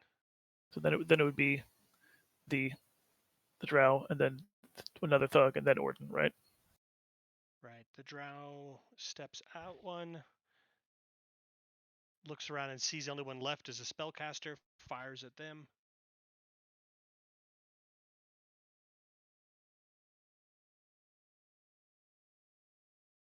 misses. Steps back into the darkness. That was the one that he got cut down. And then Orden's turn. Would you like to Alright. change what you did? Nope. Okay. I'm gonna stick with it, but I cast it at 4th level, so I was wrong. I don't get 5 missiles, I get 6 missiles. So I'm gonna give you one more. Okay. Do you want to split them up at all? Nope, they're all going to the druid. Okay. Mainly because I didn't even see this combatant back here. So, and the druid's the biggest threat, so he's just trying to fuck her up. Done. That's 25 damage. Blast into it. The third one, she falls to the ground. The fourth one blows a hole through her chest. The fifth one takes her head off. Birdie cracks his neck a little bit. Guess you won't be humping any more trees anytime soon. That's it, though. And then we come back to Odo, who's looking around quietly. Do I hear any more combat? No, everything's a silence has fallen over it. You hear some crying over in the distance. What about I'm this? blind. I'm blind. What about this dude? He doesn't hear any combat. That's what his question was. Oh, so that dude's not. Well, that dude hidden. I'm gonna repeat what I said. He didn't hear. Doesn't hear any more combat. Meaning I can't use my bonus action to move closer to my enemies. Unless you can see them. Well, I will still move 10 feet over here because that was the last place I heard combat going. 5 feet up in elevation, so I'll be 15 feet up in the air. And You have to push through that tree a wee bit. how tall is it? Can you see through that one? Those ones are taller. They're trees with some shrubbery at the bottom. Where you're at there, you can squeeze through. You see a body down below, and you sort of push your way through the branches a wee bit. All right. And I think that should do it for my movement. As far as Hey, I know, James. battle's over. We don't have any house rule for potions, right? It's an action across the board, correct? I believe so. That's what I thought. We use them so rarely, I never worry about it. No, and I think that's they're that way for a reason. I just know some people have different rules around it. Oh yeah, because you read in the books you can drink a beer without an action, but some reason or other a potion takes a full one. We'll just say the extra time is for it to go through your system or whatever. All right. He's dead.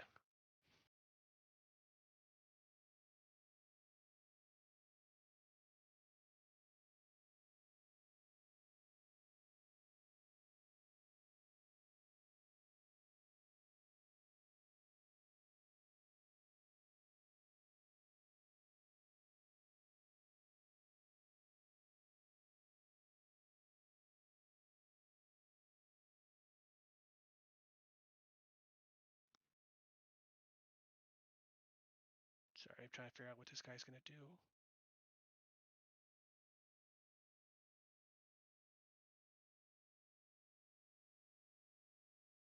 That's a sort of a waste, but he doesn't need it.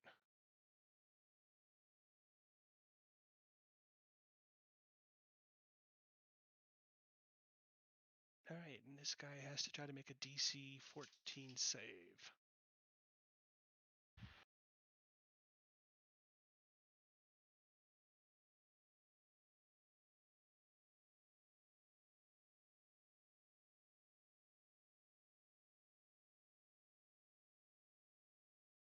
What is a save on Dex?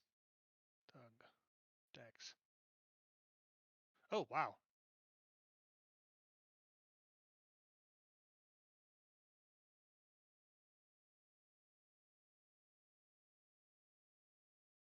All right, so well, actually, you don't make your save from the web until it's your turn, huh?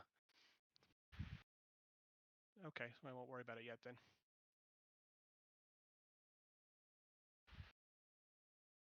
So one of the guy who was on the back of the vehicle, or they steps out, casts a spell down there, and the whole area of the woods over there gets covered in webs.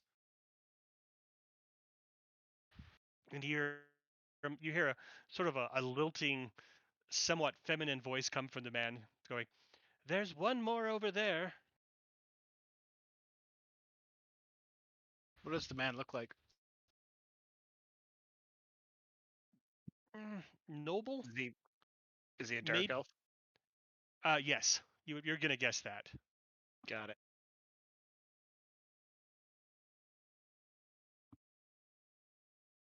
To which then he steps back into the shadows after he casts his spell. Thorin. Like,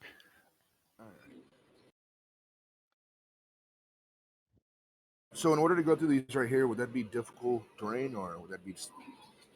In front of you there? Yes, all those dark green bushes and stuff are difficult. In fact, the one straight to the west of you is got a big trunk in the middle of it. Going north of you is trunks and stuff in the way as well. You can't even see through them.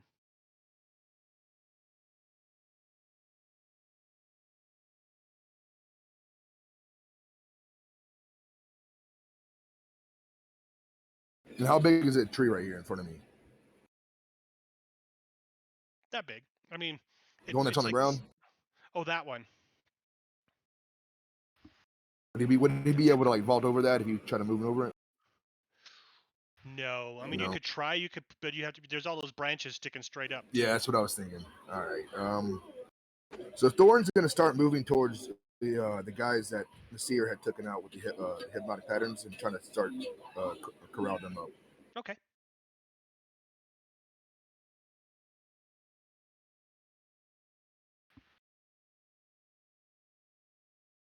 I think you get to like there. Thank you very much for that.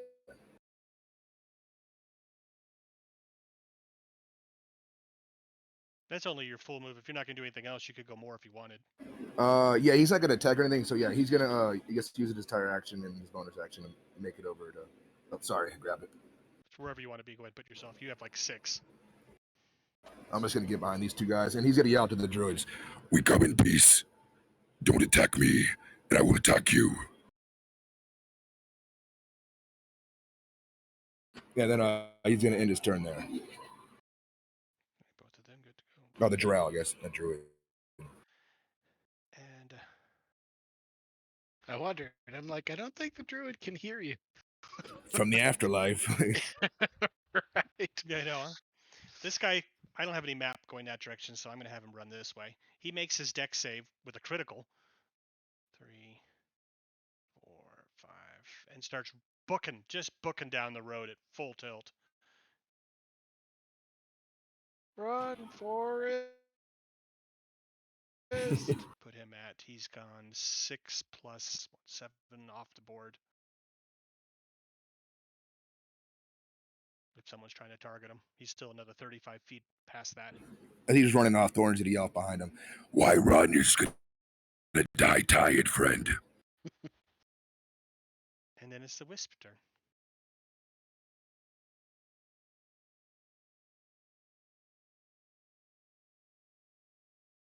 And do you have 7 more move after that to catch up to him? Yeah, I won't be able to do anything when I get to him, but I can catch up to him. So basically, he's gonna basically move up into the air above the thug's reach, and just float above him. And just be returned or die. Your choice, mortal.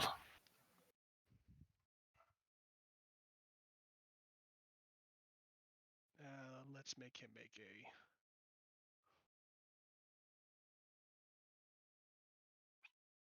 a. Oh, he fumbled. He falls to the ground, courage completely leaking from him.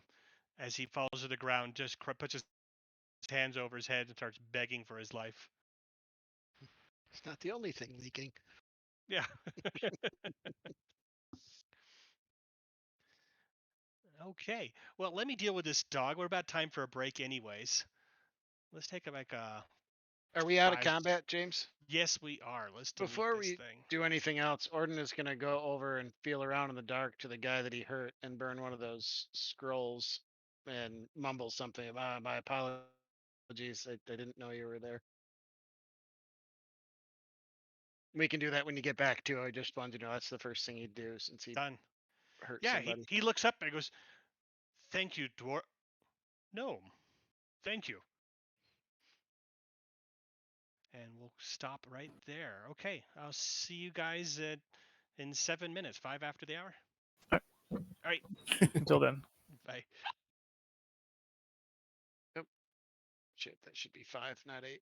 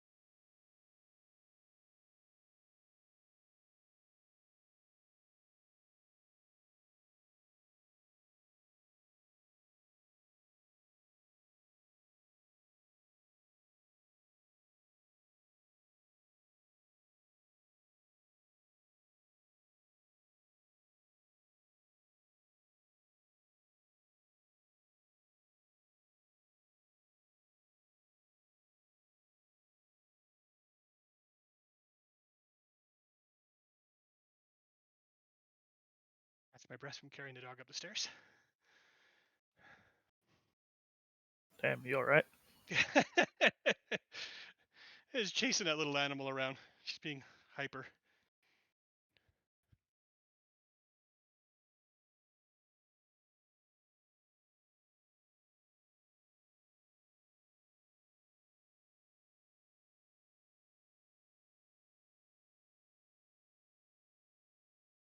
Yeah, this house has really steep stairs too. I went to a friend's house in town here, and they had this double staircase. I had no problem going up and down it, and I come home and it's like, okay, there's something with my damn stairs. Weird. Are they like? It's like an older house. It is, and I don't think they're not what we normally do for rise over run type of thing. I think it's a much steeper slope. Yeah, actually, when I was little, I used to visit a friend who had like a townhouse in the city, and they had stairs like that were like really narrow and tall. I think there just wasn't enough room. Yeah, I mean they're too steep for the dog to go up. She can't figure out how to run up them because it's just too damn steep. She starts stumbling back down. No. So that's why I carry her up and down. Unfortunately, we have 3 floors to this place, so I'm carrying this dog up and down all the damn time.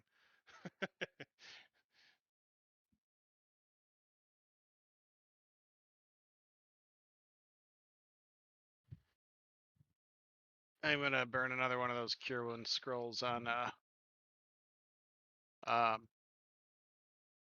myself. That's right. You I get gotta chewed use a them little up. bit. Is that cheaper than a potion? Yeah, and I thought I was yeah, essentially instead of having to buy potions, I just make a bunch of scrolls. But I didn't think about the fact my wisdom modifier sucks. That's why he didn't stay a cleric, because he's not fucking good at that shit. And only you can use them too. What's that? And only you can use them too in a pinch. Right. Yep. I can use them too. Oh, there you go. Oh, that's right. Well, I've got 2 left, and once they're done, we will just move over to potions again. So, James, I just want a quick rules clarification, if you would. Yeah. So per raw, basically when you're basically in combat, basically if you're not actually like capital H hiding, then basically everyone knows where you are. Are we still running with that? Let's try to use a little more realism on that one. I mean, if someone's peeking through a keyhole, you could know someone's on the other side of the keyhole, which is what in this case he knew there was someone there, but he couldn't actually make out who it was or any description of them. So Yeah, he could target that person. Yeah, I'm not saying that basically if you're unseen, they don't see you, but they at least know you're there. Panting, jingling of your harness, Yeah, absolutely. moving your footsteps. I agree with that, and I don't think I disagreed with that during the combat. Okay, because you said basically no one seemed to know this guy was here. Oh. If he was still fighting us and doing stuff, then we would have known he was there. He was never fighting you. He was never even on the initiative counter. Was he hiding though? Yes, he was. Okay. But the guy that couldn't see him or hear him was up here behind the trees, so he didn't have line of sight. Okay. He was. I guess I expected if he had actually rolled stealth well enough to beat all of our passives, that he would just not been on the board. I guess is what I was confused about. It was more along the lines that I missed him, and that's why he never made it onto the initiative. Oh, okay. I'm Fair like, enough. oh shit, everybody's dead. There's one guy over there still. Let's have him run. Yeah, I usually switch like hidden people at the GM layer to avoid confusion. Yeah, okay, more understood. I just missed him. Gotcha. After Orden uses that second scroll on himself, he's got 2 more, and he kind of has the aha moment, and he walks over to Odo and he goes, "It occurs to me, these would be way more valuable in your hands than mine. I can make you more if you need it. You just have to pay for the materials." And he hands you 2 scrolls of cure wounds. Thank you kindly. All right, Nasir will are we playing it or? Yeah. Okay, just wasn't. And how much did you heal the guy on the ground? 8. 5. Oh, just 5. 5 because I had my intelligence mod instead of my wisdom. If it was my intelligence mod, I'd use these things all the time. But when you're just getting +1, it's that's not fair. really worth it. Yeah, Nasir will yell out, "Somebody secured the 2 prisoners. The spell went off soon. Also down the road, one of them tried to escape. He's given up and needs to be brought back before he gets up the courage to run again." I'll go take care of that one. Doran will wrap up the ones that are sitting right in front of it. Yeah, or no walk over and Yeah. throw his manacles on one of them if nobody else has by then. Okay. The two fighters are with the carriage are binding their wounds, and one of them they're digging out, looking for potions and stuff, trying to heal themselves. The guy who's on the back sort of ignores. In fact, everybody else seems to be ignoring the two wounded guys. The carriage opens up, and a very pretty lady steps out. Actually, just amazingly beautiful. Very Human? pale elf. No, obvious elf. She has her veil pulled back over the top. You can see a bit of a diadem, sort of like a crown type thing around her head, made of some sort of black metal. And then there's a guy who steps out behind her, looks briefly around, and then steps down and sort of just has a small smile on his face as he looks about. He has a long sword on one side. Looks to be a pretty tough character by the look of him. You can see a couple of scars on him, and it's just something about him that has sort of a military air. Someone who you're like thinking he would have been really good to have in the fight. Why did he stay in the damn carriage? Orden is not wanting to be rude, but he's definitely these are drow. Have not Yes, been the they are. kindest to us in the past. Very obvious now as she has her headpiece pulled back, and the other guy doesn't wearing anything at all now that his hat's pulled up onto his head. Now, what is the opinion of Drow in your version of Forgotten Realms again? Not friendly elves. I mean, I guess I would imagine town people would treat them the same as they do orcs. Then are they like actively always evil, or are they just basically like essentially an enemy nation? Enemy nation. Okay. That's a good Orden way to looks put the it. guy up and down and pops a potion of healing. You see his hand lifts up away from his sword, and he sort of leaves him about halfway up his chest, and palm out towards you, like, slow down, and sort of smiles. There's no threat here, friend. Just knitting myself up. Pay no attention to me. He's obviously pretty fucked up. I'm 1 point above bloody, so he's gonna get a little bit more. Right, so he's going to move back with his companions. So, Right, once the Odo big actually, guy. Go ahead. once Odo reaches the guy and starts roping him up, he'll bring his wisp back, invisible. So, does anybody in this group who's here have anything to do with the Underdark or any background in that at all? I don't believe so. I just wanted to see if anybody had a chance to actually bother making a roll to see if they know any of these people. I have not. Nope. Oh. That's quite all right. I didn't think anybody did either. The only thing Orden's going off of, and he's not like hostile by any means or whatever. He's just keeping both eyes on him because the only experience we've had with Drow in this party, I think, is when there were Drow snipers trying to take us out in the town In the sewers, too. Yeah, we and fought the some of them. sewers. Yep. Do we remember what that livery, I guess, looked like? And do we see any of those similar symbols? That's a good point. Let's make. Is intelligence memory in this one, or is that wisdom? Intelligence is memory and recall. Okay. That's why all the knowledge skills are. Let's do an intelligence check then. To an unknown DC. Certainly. Oh, wow.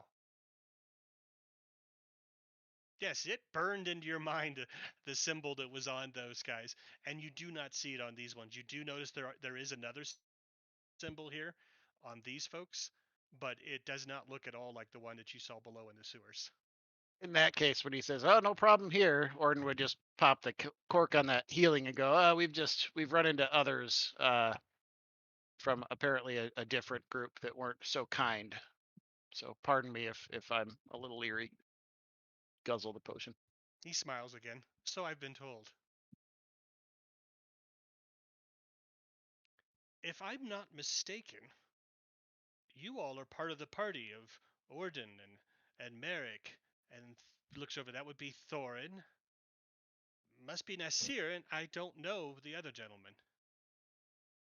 Your Never heard of fame him. is Sounds like an asshole. preceded. He smiles. I am Well- just a friend. I have words to speak with you, but I am not of the ranking here. My lady here has first dealings. And he steps back, my lady. And the woman looks around. My name is Princess Celadine. Thank you for saving us. We were on our way into town. We are working on what is the word? Not alliance. Agreement with the township between my house and the houses of Saltmarsh. Thank you for bringing about this end of this attack. Well, if you speak truly, then allies we are indeed. The question, did you pass a large house on your way down the road? The one Few with miles up halflings that all way. around it. Yeah, was there anything other than halflings all around it that you noticed? Besides the grounds, it was quite a charming place. No, nothing at all. Halflings, a wall, tents, sound of merriment and singing. Perfect, good to know. Thank you.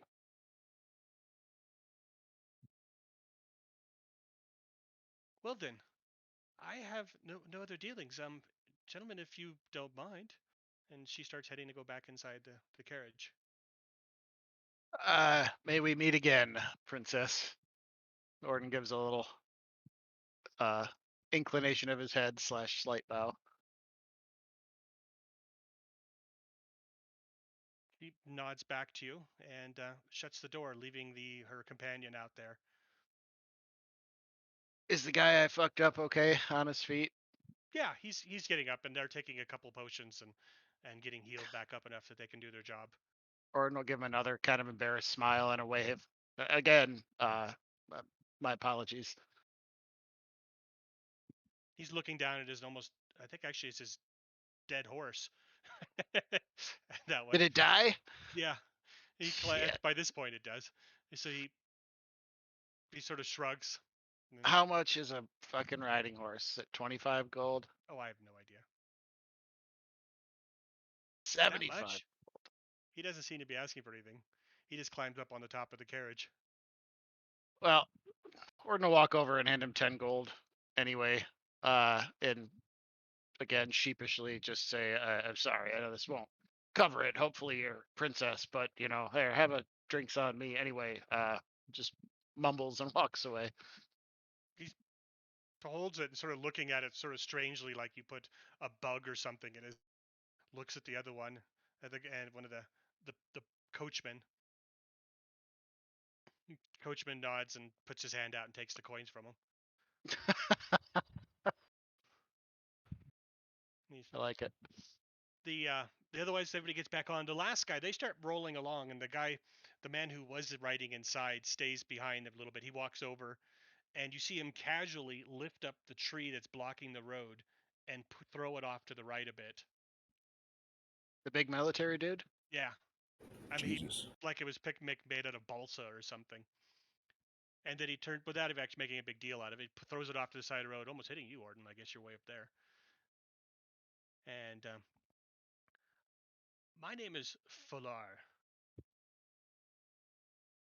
He stops, looks like he's thinking about what to say. I am with a special group. And my special group... He looks again, nods to the carriage to move on, and the carriage starts rolling on ahead, leaving him there with you. My special group has quite an interest in you and your companions. Let us say that we know what you found below the city. My group, not my people. And that we are quite happy that it fell into your hands and not others. I would like to tell you that there is danger ahead of you, and some of my people will be waiting for you outside the city in another town nearby. I don't know the names. They will probably try to ambush you there and take what you have. Don't let this happen. If my people get that, the knowledge of that will go into her control. Her who I dare not say her name here. If she gains it, the power balances in hell will be changed. I cast a quick minor illusion to make the words "Lolth" appear with a question mark in the air between us. He nods. That is the one I am speaking of. She desires this, as do her minions, the secret that you have found, and they want to turn that secret against her enemies. The great And you are affiliated dragon with below. with I follow someone besides her. entity. I see. So basically, I cast a minor illusion again, and then you hear Nasir's voice say, "So you wish to keep this power out of the hands of those who would give it to Lolth to use it against Tiamat's followers in the swamp. Is that correct?" Succinctly put. Orden cringes. This is where we're not supposed to be saying that.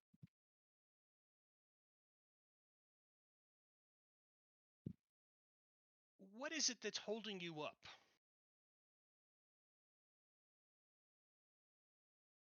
What was that? He's asking you, what is holding you up from producing what you found below the city? I produce some coin from my pouch and rub it between my fingers and raise an eyebrow at him. I thought That's so. in entities that currently are ruling, for lack of a better term, in Saltmarsh that also don't need this knowledge. So either they have to go or we have to find a different place to pursue this. Interesting. Well, then we have sort of an accord, I believe. I will take care of your problems with your, he smiles, entity. In turn, let me lead you to some funds that might help you move this on. And he looks around a bit, sort of pats at his shirt and stuff, and does anyone have anything to write with?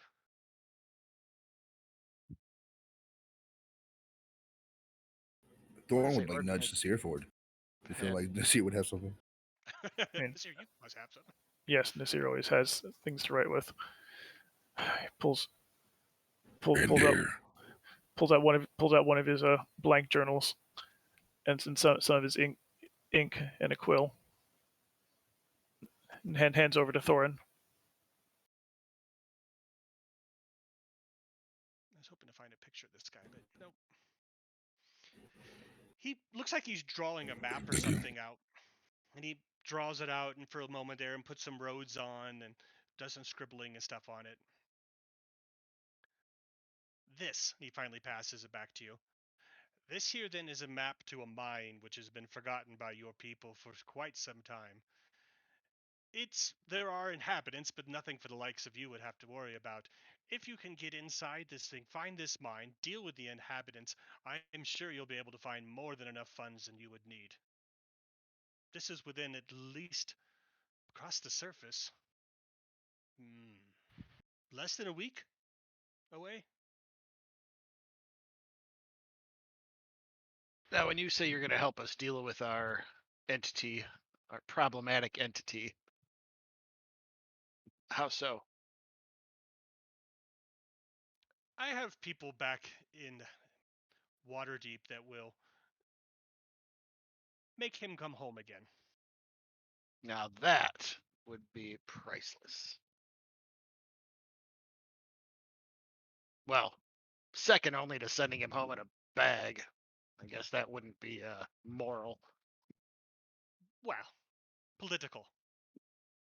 It wouldn't be politically wise.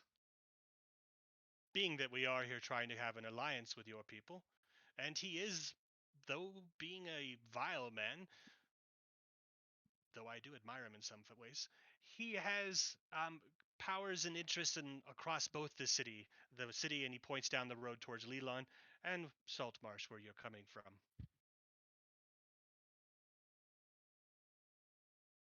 What's to stop him from coming back? Or are you implying that you can get him to go away and stay away?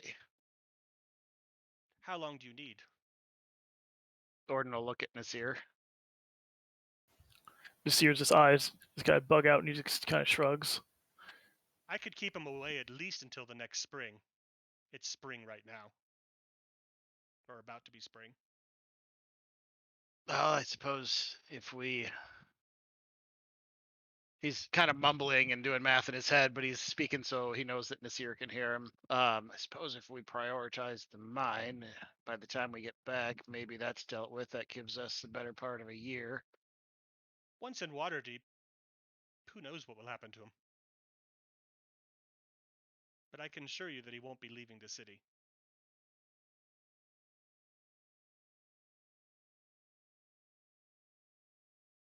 Well, I certainly don't have any objection to any of this.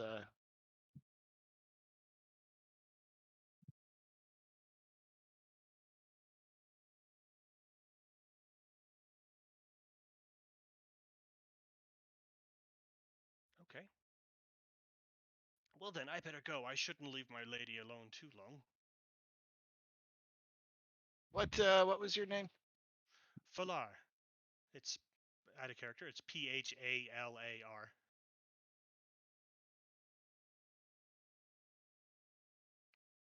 Pleased to make your acquaintance, Master Phalar. If what you say is true, I think we'll be fast friends. He sees a little bit of a quirk on the edge of his mouth on that one. Friends. Does the word seem unfamiliar to him? Yeah.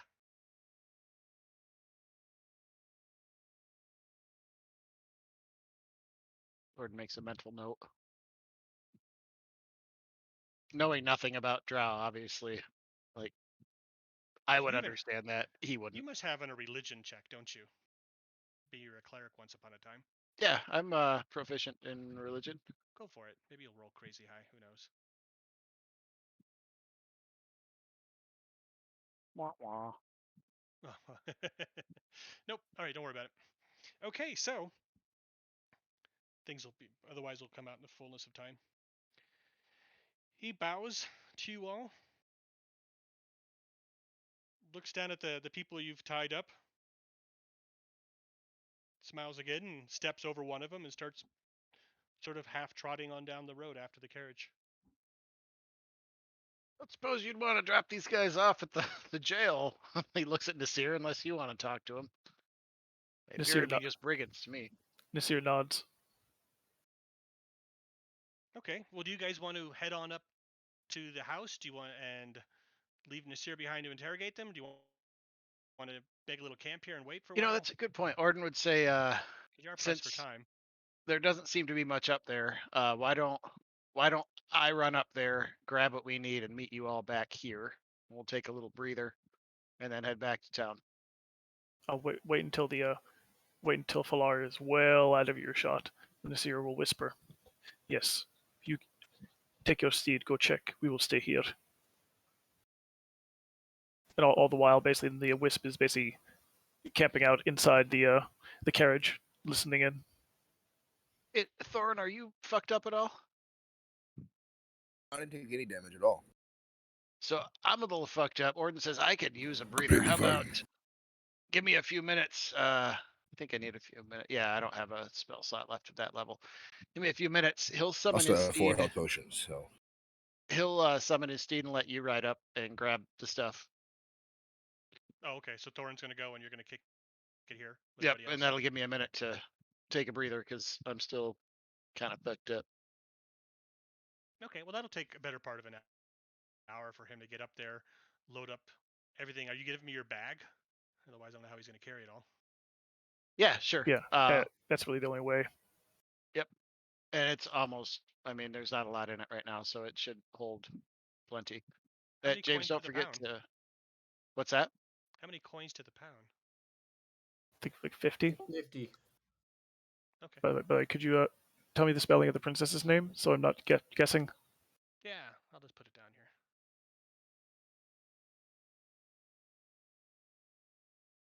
And then no rush, but if you want to assign me a character sheet, I'll make that into another bag Already of did. holding.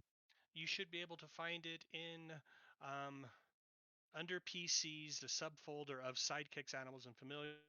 Oh, I didn't look down there. I see. I And see. I see. is it there? I thought it Nope. was there. There's Sam, but that's Oh, Mouse. I went and made it in the other map.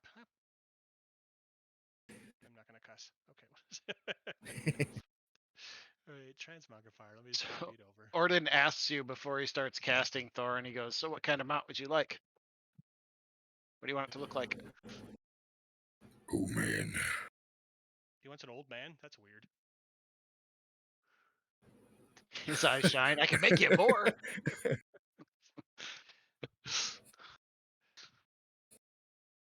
If you don't care. The boy looks mighty fierce, but yeah, Thor wouldn't have any preference really. He's trying to think. Orden would excitedly say, "I could make you a boar A boy or a horse. I mean, whatever." was He'll make you a horse that looks strangely draconic oh, that's badass. because he can pick the appearance.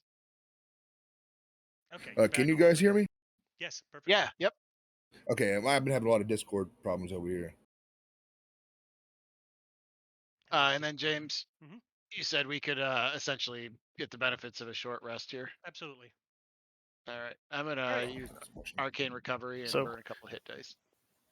So before I start basically into the interrogation, the seer will close his eyes and link with his wisp, and see if he can catch the Saladin and Falar talking inside their carriage. So Falar then comes back in quietly, hops back on there, slides in. The door opens up, and he slides back in and sits in his chair. Doesn't say a thing to her at all. Just sits there. She looks up. Goes, "What was that all about?" He looks. "Oh, just something for the motherland." What do you say? Something for the motherland? Yeah. She gives a weird look to him, and he doesn't elaborate, and she doesn't push. Eventually, a couple minutes go by, and she eventually says again, says, "You are a strange one, Philar. I don't know what you see in these people." Oh, well, they're useful allies. And she's, "Well, so I've been told, and so I am here. I still don't agree with it. But Mother sent me." And then she collapses back into quiet, and that's the end of their conversation.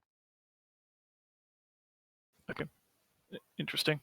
And I'm assuming they were speaking in Undercommon, right? Yeah. Yeah, but I had tongues up, so that's exactly why I wanted to do it. So yes, they're fine. That's if you notice that's why I didn't say a damn thing during the interaction. Because if I'd spoken, he would have immediately recognized the fact that I was basically under the effect of some kind of magic that makes me comprehensible to anyone. Gotcha. Does anybody else have a religion skill? I imagine the only one would be the cleric. Nope.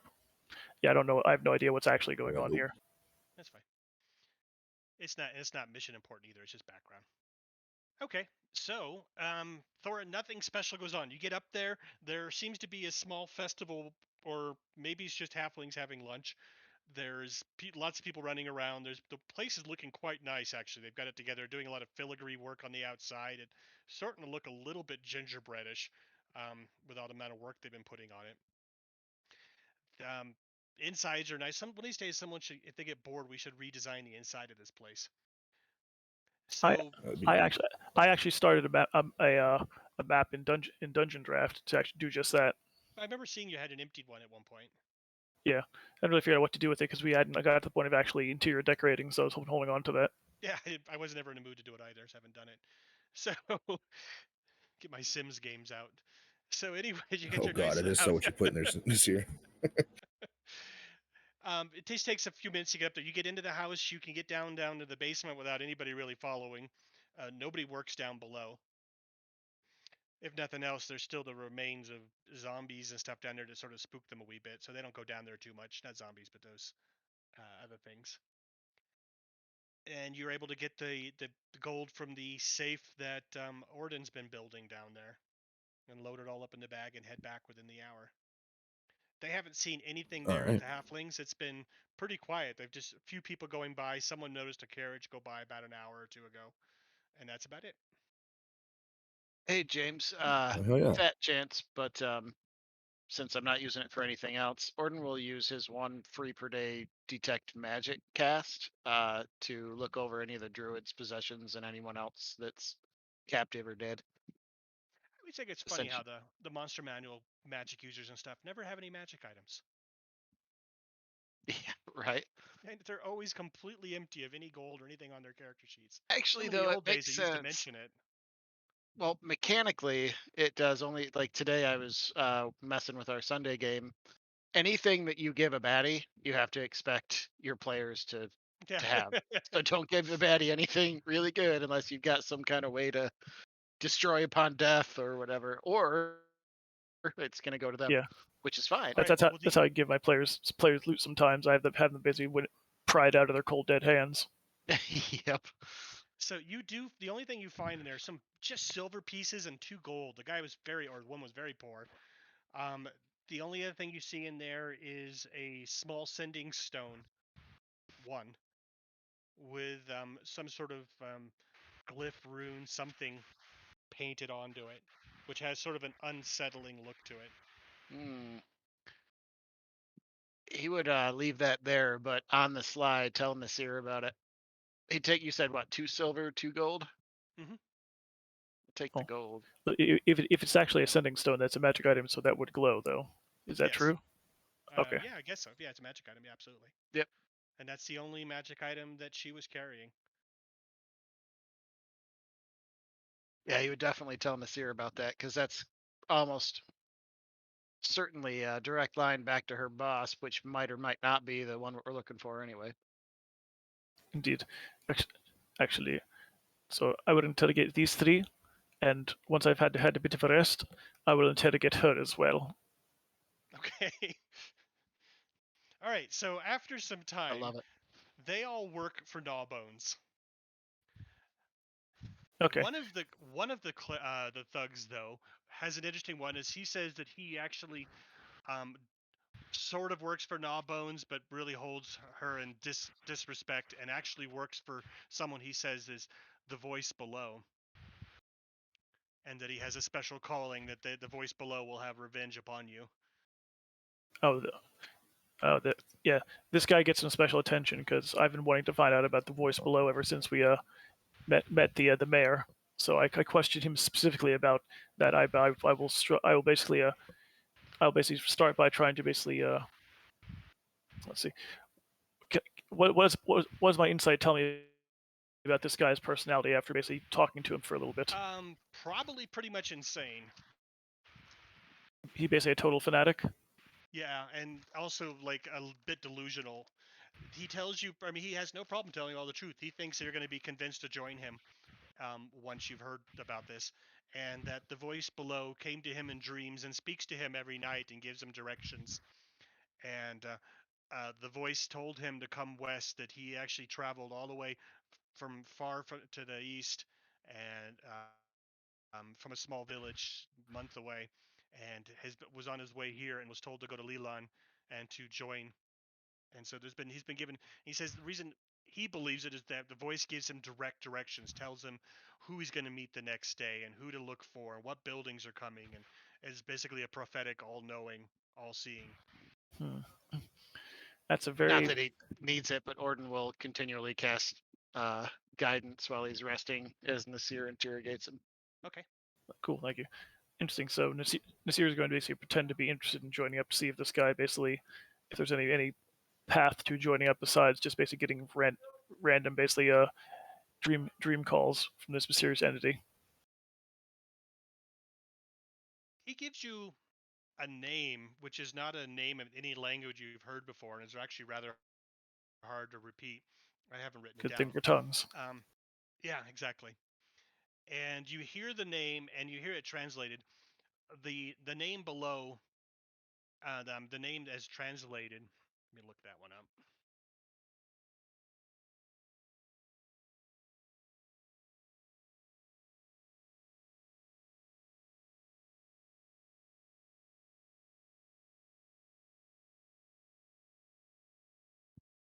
Well, let's just, it's a proper name. It wouldn't translate.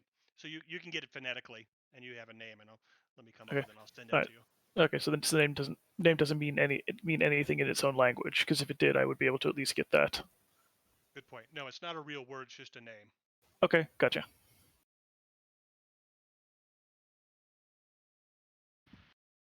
Yeah, like if your name was Smith, I know it was the name Smith, but also don't know what Smith is.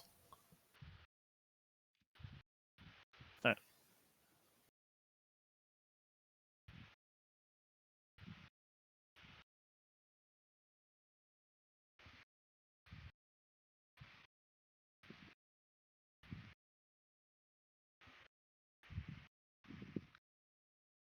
There it is. Let me paste this in here.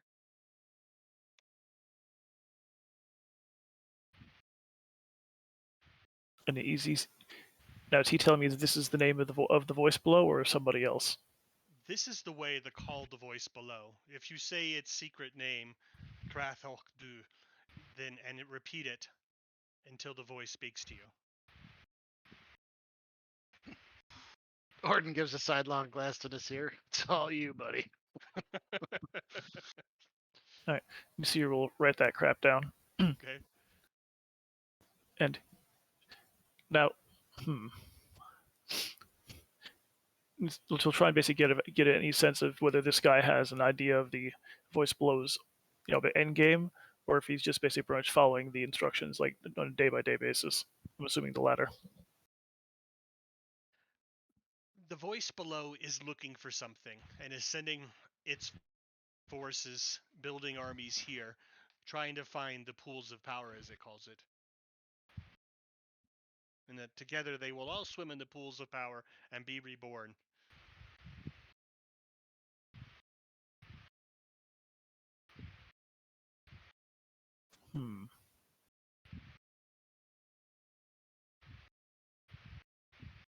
All right. Quietly to Nasir.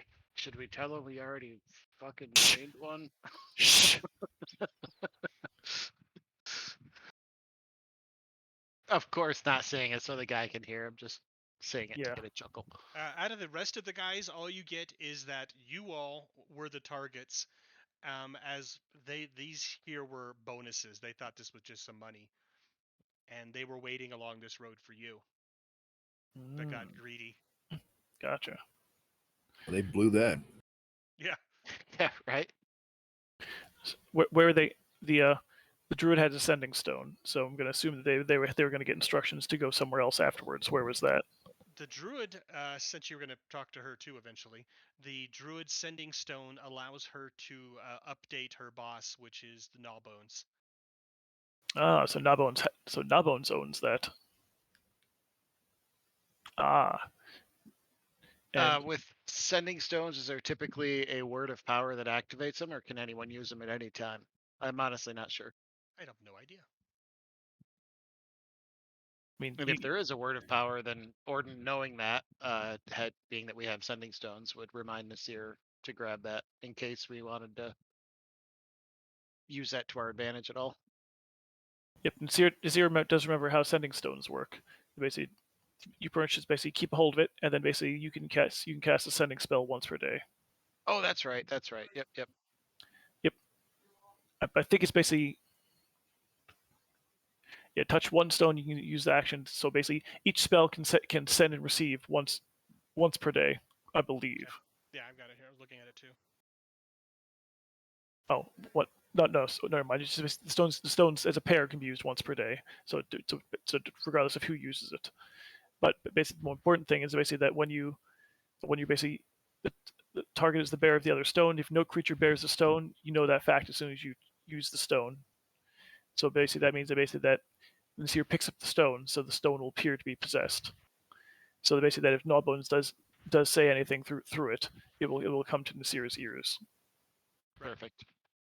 Because it doesn't say anything about recognizing who's holding the stone. Just to basically recognize if no one had it. If no one had it, then that would presumably mean Gnawbones' agents was dead. So maybe I can pick up a message from Gnawbones. Sure. Telephone with no caller ID. Yep, basically. So so if Gnawbones basically like 629, asks for an update, might get a tiny bit of intel, but probably not. Still worth keeping. You could, if we're talking about this, obviously not around the prisoners, but amongst ourselves, Orden would say, well, I mean, you could impersonate the she-elf. I don't know how well you do, but we could try to send a message to Gnawbones if that would behoove us in any way. I mean, after you've received whatever message she sends you, maybe to It's- get her to a certain place and time. Nasir thinks about that.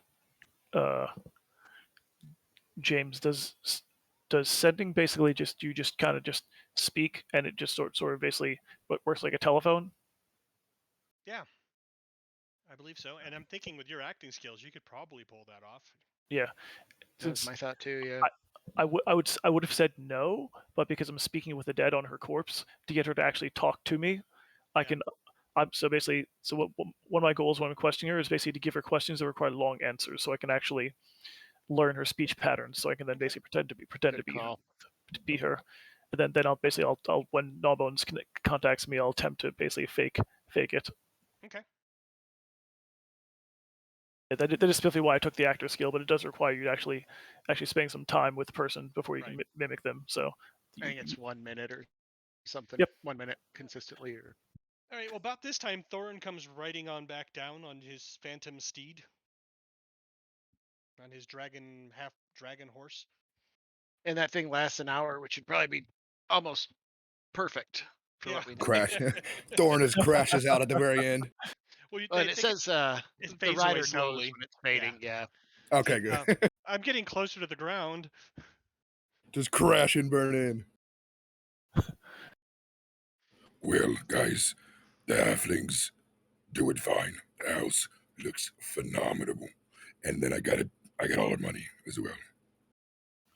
Excellent.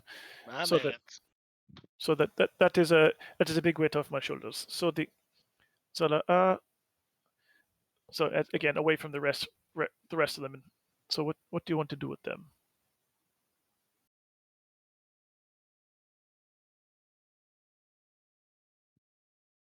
I suppose we could take him back to town and lock him up, or I don't Yeah. know. I mean, we could, or we could simply tie them to a tree and then send a messenger over to the guard to tell them to come pick them up. Ah, fair point. We could shove him in a bag of holding, Orden says with a wink. Either reactions. Oh my! Wouldn't make it too far, but that doesn't matter. You have to open the bag every couple minutes. Just forget one time. Be like, whoops. All right. So what are you doing with the 3 guys that you've tied up? And Desir recommends just I don't know, gagging him and tying him to a tree, and then setting basically his wisp out to basically get Iliander appraised of the situation to come pick them up. Okay. Elander's a good choice because he's the only one who wouldn't be scared by the wisp jumping out of nowhere. Yes. Orden, sorry. Before we okay. left, Orden would kneel down in front of him and say, if you're smart, we won't see you again. Because if we do, we're not going to leave you tied to a fucking tree. He gets up and stalks off. They nod. They know they've been beaten. Yeah. I'll just have wasps, casually be around in large numbers to assist. And Nasir will specifically basically cut a lock of each of their hair off and keep putting it in his pouch. And just pat it and be like, just in case we need to find you later. Keep that Their in eyes mind. open big on that one.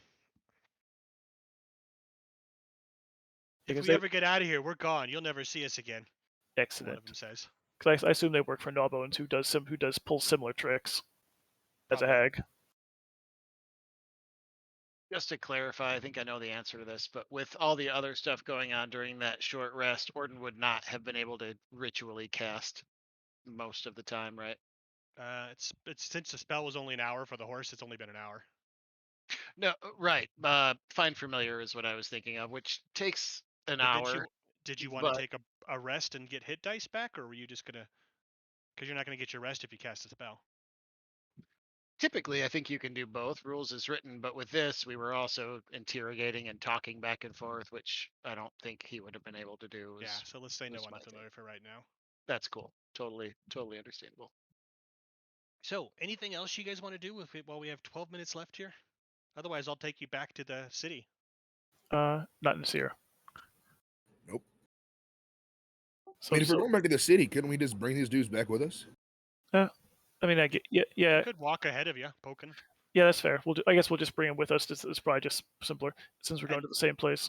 Oddly, none of these three have been hurt, so they're fine. You can make them walk. Obviously, we like disarm them, get them out of their armor. Make sure Yeah. that they're not going to cause problems. Manacle them up to one to another. Chain gang.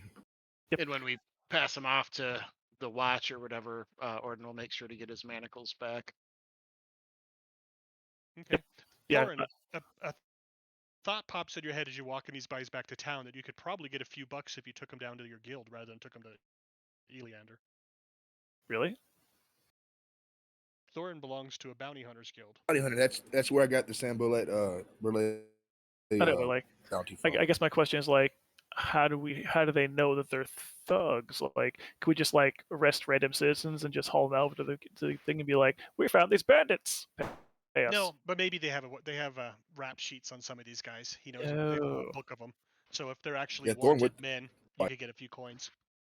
Thorn would throw that out there then, remembering that. If that is the case, then yes, let us do that. Does not particularly matter what happens to these. Okay. So let's speed ahead with our 10 minutes ahead here. You drop All them right, well off then, there. as we swing in, Thorn will help them get that done. And that's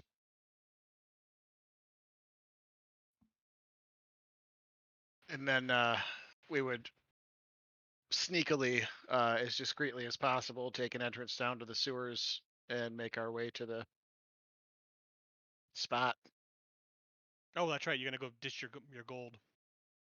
There's the and meet treasure. up with the other guys and Finn, Dazzle, and all that.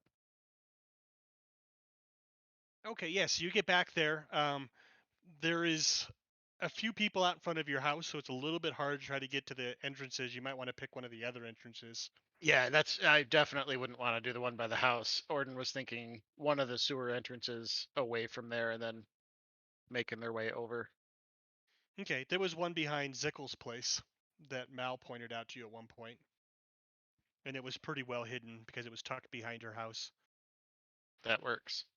Adam, you make a good point though, since I don't think that Meta or Rob need to be here for the university visit. We could probably knock that out real quick. Okay, I'll just keep notes as usual. Yeah, because Rob will be one. He was actually on the invite, so you want to bring Oh, it so we along at will least. want to wait. Okay. We don't have to wait. We'll just to get the mission, and we'll move on from there. Okay. Okay. Yeah. So Sewers first, and then drop our stuff off. Make sure Finn Dazzle's safe. Have him guard our gold. Give them a bunch of rations, some clean water, Yep. and All the good berries you can need. yep, and a pot to piss in. Be like, good luck. We'll be back. right. While doing that, this here will say, by the way, that drow fellow, do you think he's just sent us to clear out a mine he wants the inhabitants removed from so his people can move in? Do you think we're effectively being his patsies in this? I think we Asking- could be. Sorry, were you asking Orden No, party? Who are you asking? I'm sorry, I missed that. The party. Okay. Orden would say, I think we could be, but it's from what he said, it sounds like it would behoove him to be honest with us, especially Yes. if we may meet again. It's when I was spying on him as they were riding away. He did seem honest about wanting to use us as allies, not as allies, but to use us as allies. Difference. So perhaps we can trust this. We shall see. I think if it puts a load of platinum in our pockets, and specifically if he can get Rosnar out of Saltmarsh and let us start what we need to start, I'm happy. Yeah, that Either in way, itself is. indeed. Either way, I do not wish to stay here while Rosnar is here. So it is an excuse to get out of town at the least. Absolutely. Although I still say we should go to Leyland first, because I think I wish to get some more information if we can find Raznar's associate who's waiting to capture us there and interrogate him. Perhaps we can get dirt on him that can be used for blackmail later. Because I assume that no matter what this trial does, Raznar will be back one way or another. I'm thinking about it. Even if this works and Rosnar gets out and this alliance works, he said he could be back as early as the following spring, which would lead me to believe we don't want our operation up where everybody knows about it. How would you feel about seeing if we can set up down either in that secret area where Findazzle is now or in the other secret area where we initially found all of these things, as long as only we had access to it? This I've thought about this actually. I would assume this area I down thought there. we had to make them, or not at least. I knew some of those workbenches that were in that little secret area we found were magical in a sense, and it was used to make that. I don't know if we have to make them there though. It is an excellent idea, although there is an inherent problem: is that we do not possess these skills. We will need workmen to come in, and we have sworn to not give away this location. So I think if you wish to do this, it would expose this area to the outside world, and we need to get permission first. Yes. Well, maybe we keep the area that Finney's in right now to ourselves, but the larger area bring in a few select people. For my 2 cents, I would recommend a few of the dwarves. If you wish to keep the majority of the goods down there, that would probably be good. But I think our workshop should still be somewhere public. We can move the finished product elsewhere. Although I will say that I have good reason to not trust the Saltmarsh butler. There is something going on with him that I do not like. So putting someplace that would be easy for him to access, I do not think would be a good idea. What are these buildings out on this island, James? I've never asked you that. Real quick then, which hidden spot are you using down below? Is it the little cubby area that had the weapons and stuff in it that you were storing things in? Oh no, he's talking about the actual the hideout that Saltmarsh brought us Right, to, the because there's ancient that one. elven But where are you forge. putting Fendel at? Oh yeah, that place. Okay, Yeah, yeah, because that's a 20 by 5 foot cubby. he's Oh, small. got it. Yeah, no, he has no problem. I just want to make sure you knew that because Orden was talking about bringing other people down there. Well, no, I didn't mean that. I meant the other spot, the place Okay. where we found all the stuff The initially. Elven Forge is what that was. Right, yeah, but that's a good point too. That certain people already know about that we might not be able to trust. James, on this island over here, though, what are these buildings? Is that anything that we know about? You've never asked about it. Have we heard anything? Just because we lived in the town for months and months at this point. The location is called. Well, there is something out there. There's some old monoliths out there, and there is a couple of houses for some fishermen that live out there who are pretty queer folk. Most of the folk don't like them. But that's about it. Only people know. It's just some ancient monoliths out there. Orden says maybe we could find a way to make a secret area out there. I don't know. Anywhere above ground, I feel like isn't going to stay secret for very long. Yes. The problem is we need workmen, and no matter what we do, workmen will talk. And perhaps the word will not get out there quickly, but anyone who is looking for this information, who has a spy network, will find this place sooner than later. So there is no hiding it, unless we're going to basically kidnap workmen and force them to be slaves who cannot leave. Orden says again, granted I'm biased, but yet another reason I lean towards the dwarves, because they really only talk to themselves. Not that there aren't people who wouldn't wag their tongues for a few extra gold, but I feel like, of course, there'd be less among dwarves than other races. That's just his opinion, but that's what he's going with. I mean, after living in a crowded city full of humans, I cannot say your logic is bad.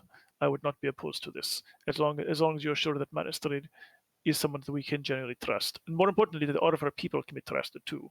Even dwarves can be swayed by gold. Copperlocks I trust without question. Her people, if I let her hand pick, I would be confident. I wouldn't be sure. Yes, but that is as good assurance as we're going to get, I think. But and the dwarves are excellent craftsmen too, so Aye.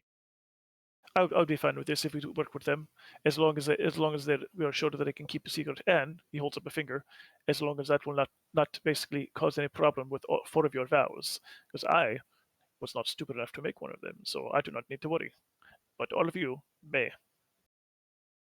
Orden strokes his beard and says, if we're gonna utilize copperlocks in the dwarves, then it would make sense. Why don't we just use a part of their mind that has been thoroughly tapped out?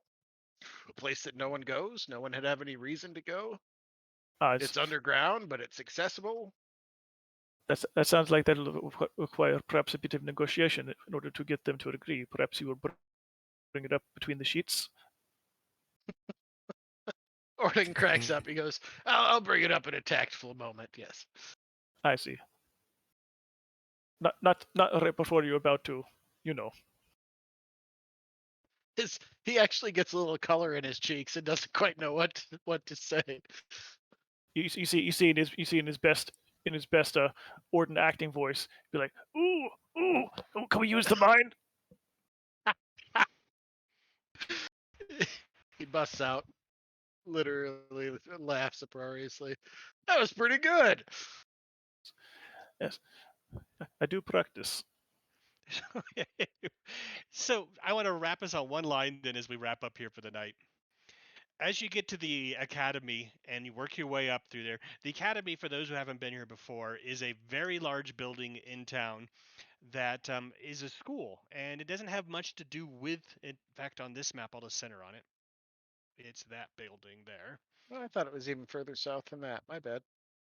Yeah, it's just nondescript. A lot of people in town forget about it because everybody who goes there lives there as well, and the rich folk from across the Sword Coast send some of their children here, and it's just a school of higher learning.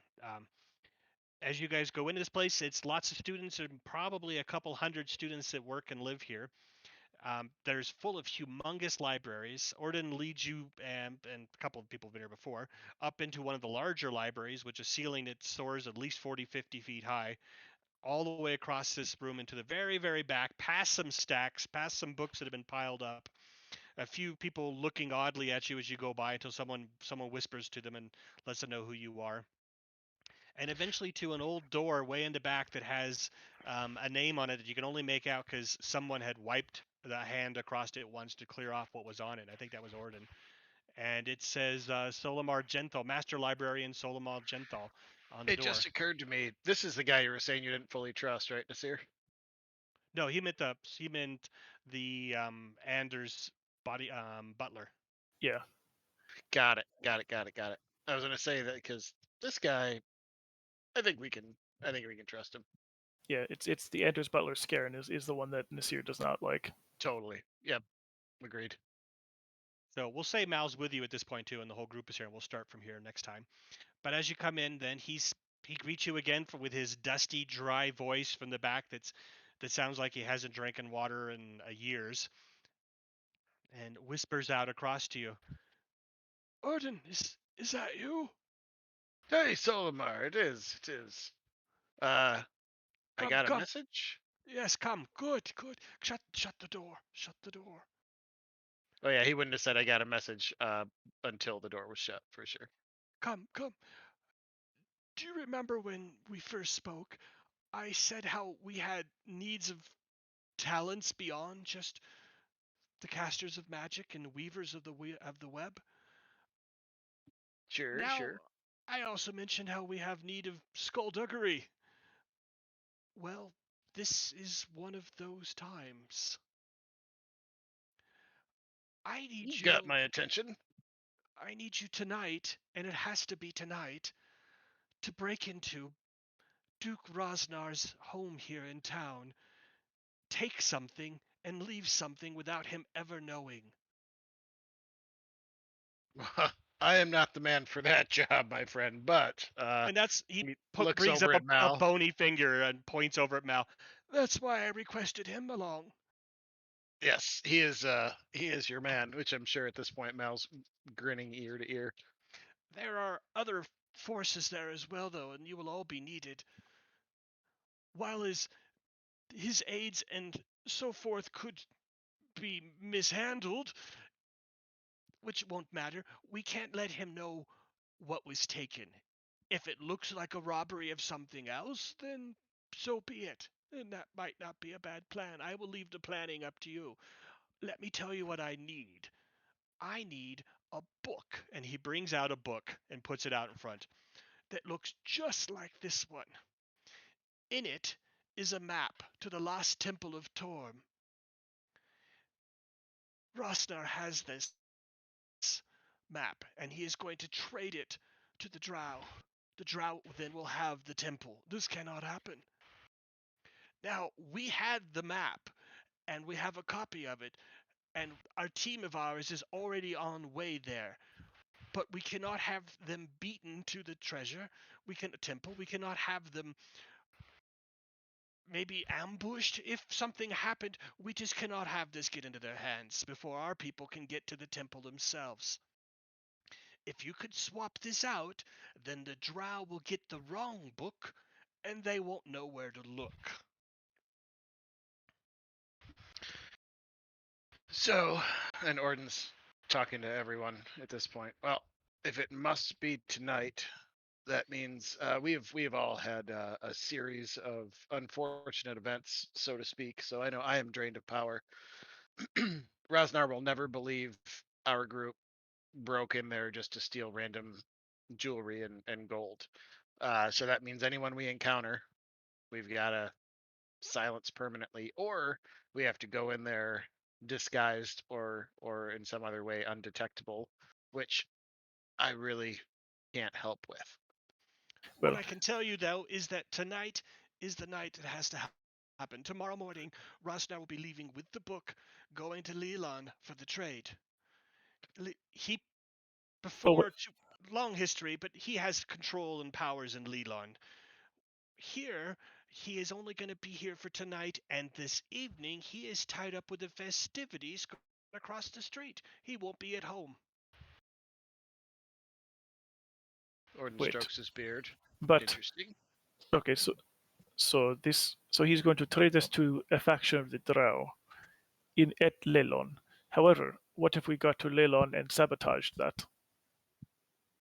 That could be a backup plan if you had to. Yes. I really do not want that book leaving the city, though. So The risk is far too high. the question is the map in the book, Yes, is it a separate piece of paper or is it part of the book itself? it's part of the book. And what you have here is basically a copy of the book but with a incorrect map. Is that what you're telling me? Exactly. I see. So simply the goal is to basically get in there and swap the books so they'll be giving the Drow the incorrect information. That is the plan. Or barring that, to simply keep the information out of the hands of the Drow. Exactly. We can discuss this amongst ourselves. This is the best way to handle this. When do you need an answer from us? Let me know if you have it in the morning. If not, I will go with my backup plans. Orden's I see. calculating in his head again. He's tapping his lip and stroking his beard, and he goes, "Well, I suppose those of us that he looks at Thorin as well as himself. He said we could always strip down to breastplates to make us a little bit more sneaky." He kind of spits the word out. This is true. Yeah. I think Odo would be at the start of this. Although, So, question: Where do we know where Rosnar? We may have an advantage here. Do we know where Rosnar is staying in town? yes, so he can give you the house. He tells you the directions of where to find it. It's a expensive house up on the plateau area, up by Goldilocks areas up there, but Eleander's house and so forth. But it's only a 1-story. It's just a place he stays when he's in town. Okay, is this basically a place that he owns, or is he basically renting it from somebody else? Pretty much owns. Ah, okay, not so good then. He has servants that stay there and stuff, and it will be guarded. So we have to make this look like a basic robbery. Yep. So we Yeah. can leave that for here. Well, I'd like to wait for that on Mal anyway, so he could be part of that. Yeah. Since he's our burglar. Right. Well, in as much as like obviously we all need to do it because I don't want to split the party, but if barring that, Arden would almost say this should be a job for maybe 2 men, not 7 or 8. You know, Well, you get can in, scout get it and out. find out. So Yeah. you go ahead and send me some stuff in between times, and I will let you know what scouting you can do. We can do the scouting beforehand, so we Yeah. don't have to worry about during game time, All right. and you can make your decisions on that. And yeah, let's plan also for backup plan because Rob has relatives in town for next time too. I believe he said they're in for a month. Oh wow, I didn't realize they were there that long. Yeah, I pity him. Well, I can't imagine having my folks over for a month. it's his. I don't know. It's his brother and his brother's wife from your area, actually from Denver area. But I can't imagine they're staying a month. So it's probably just his mom and dad that are there for. It's his folks. That's what he said. Yeah. I'm gonna stop the recording here while I trash talk my folks.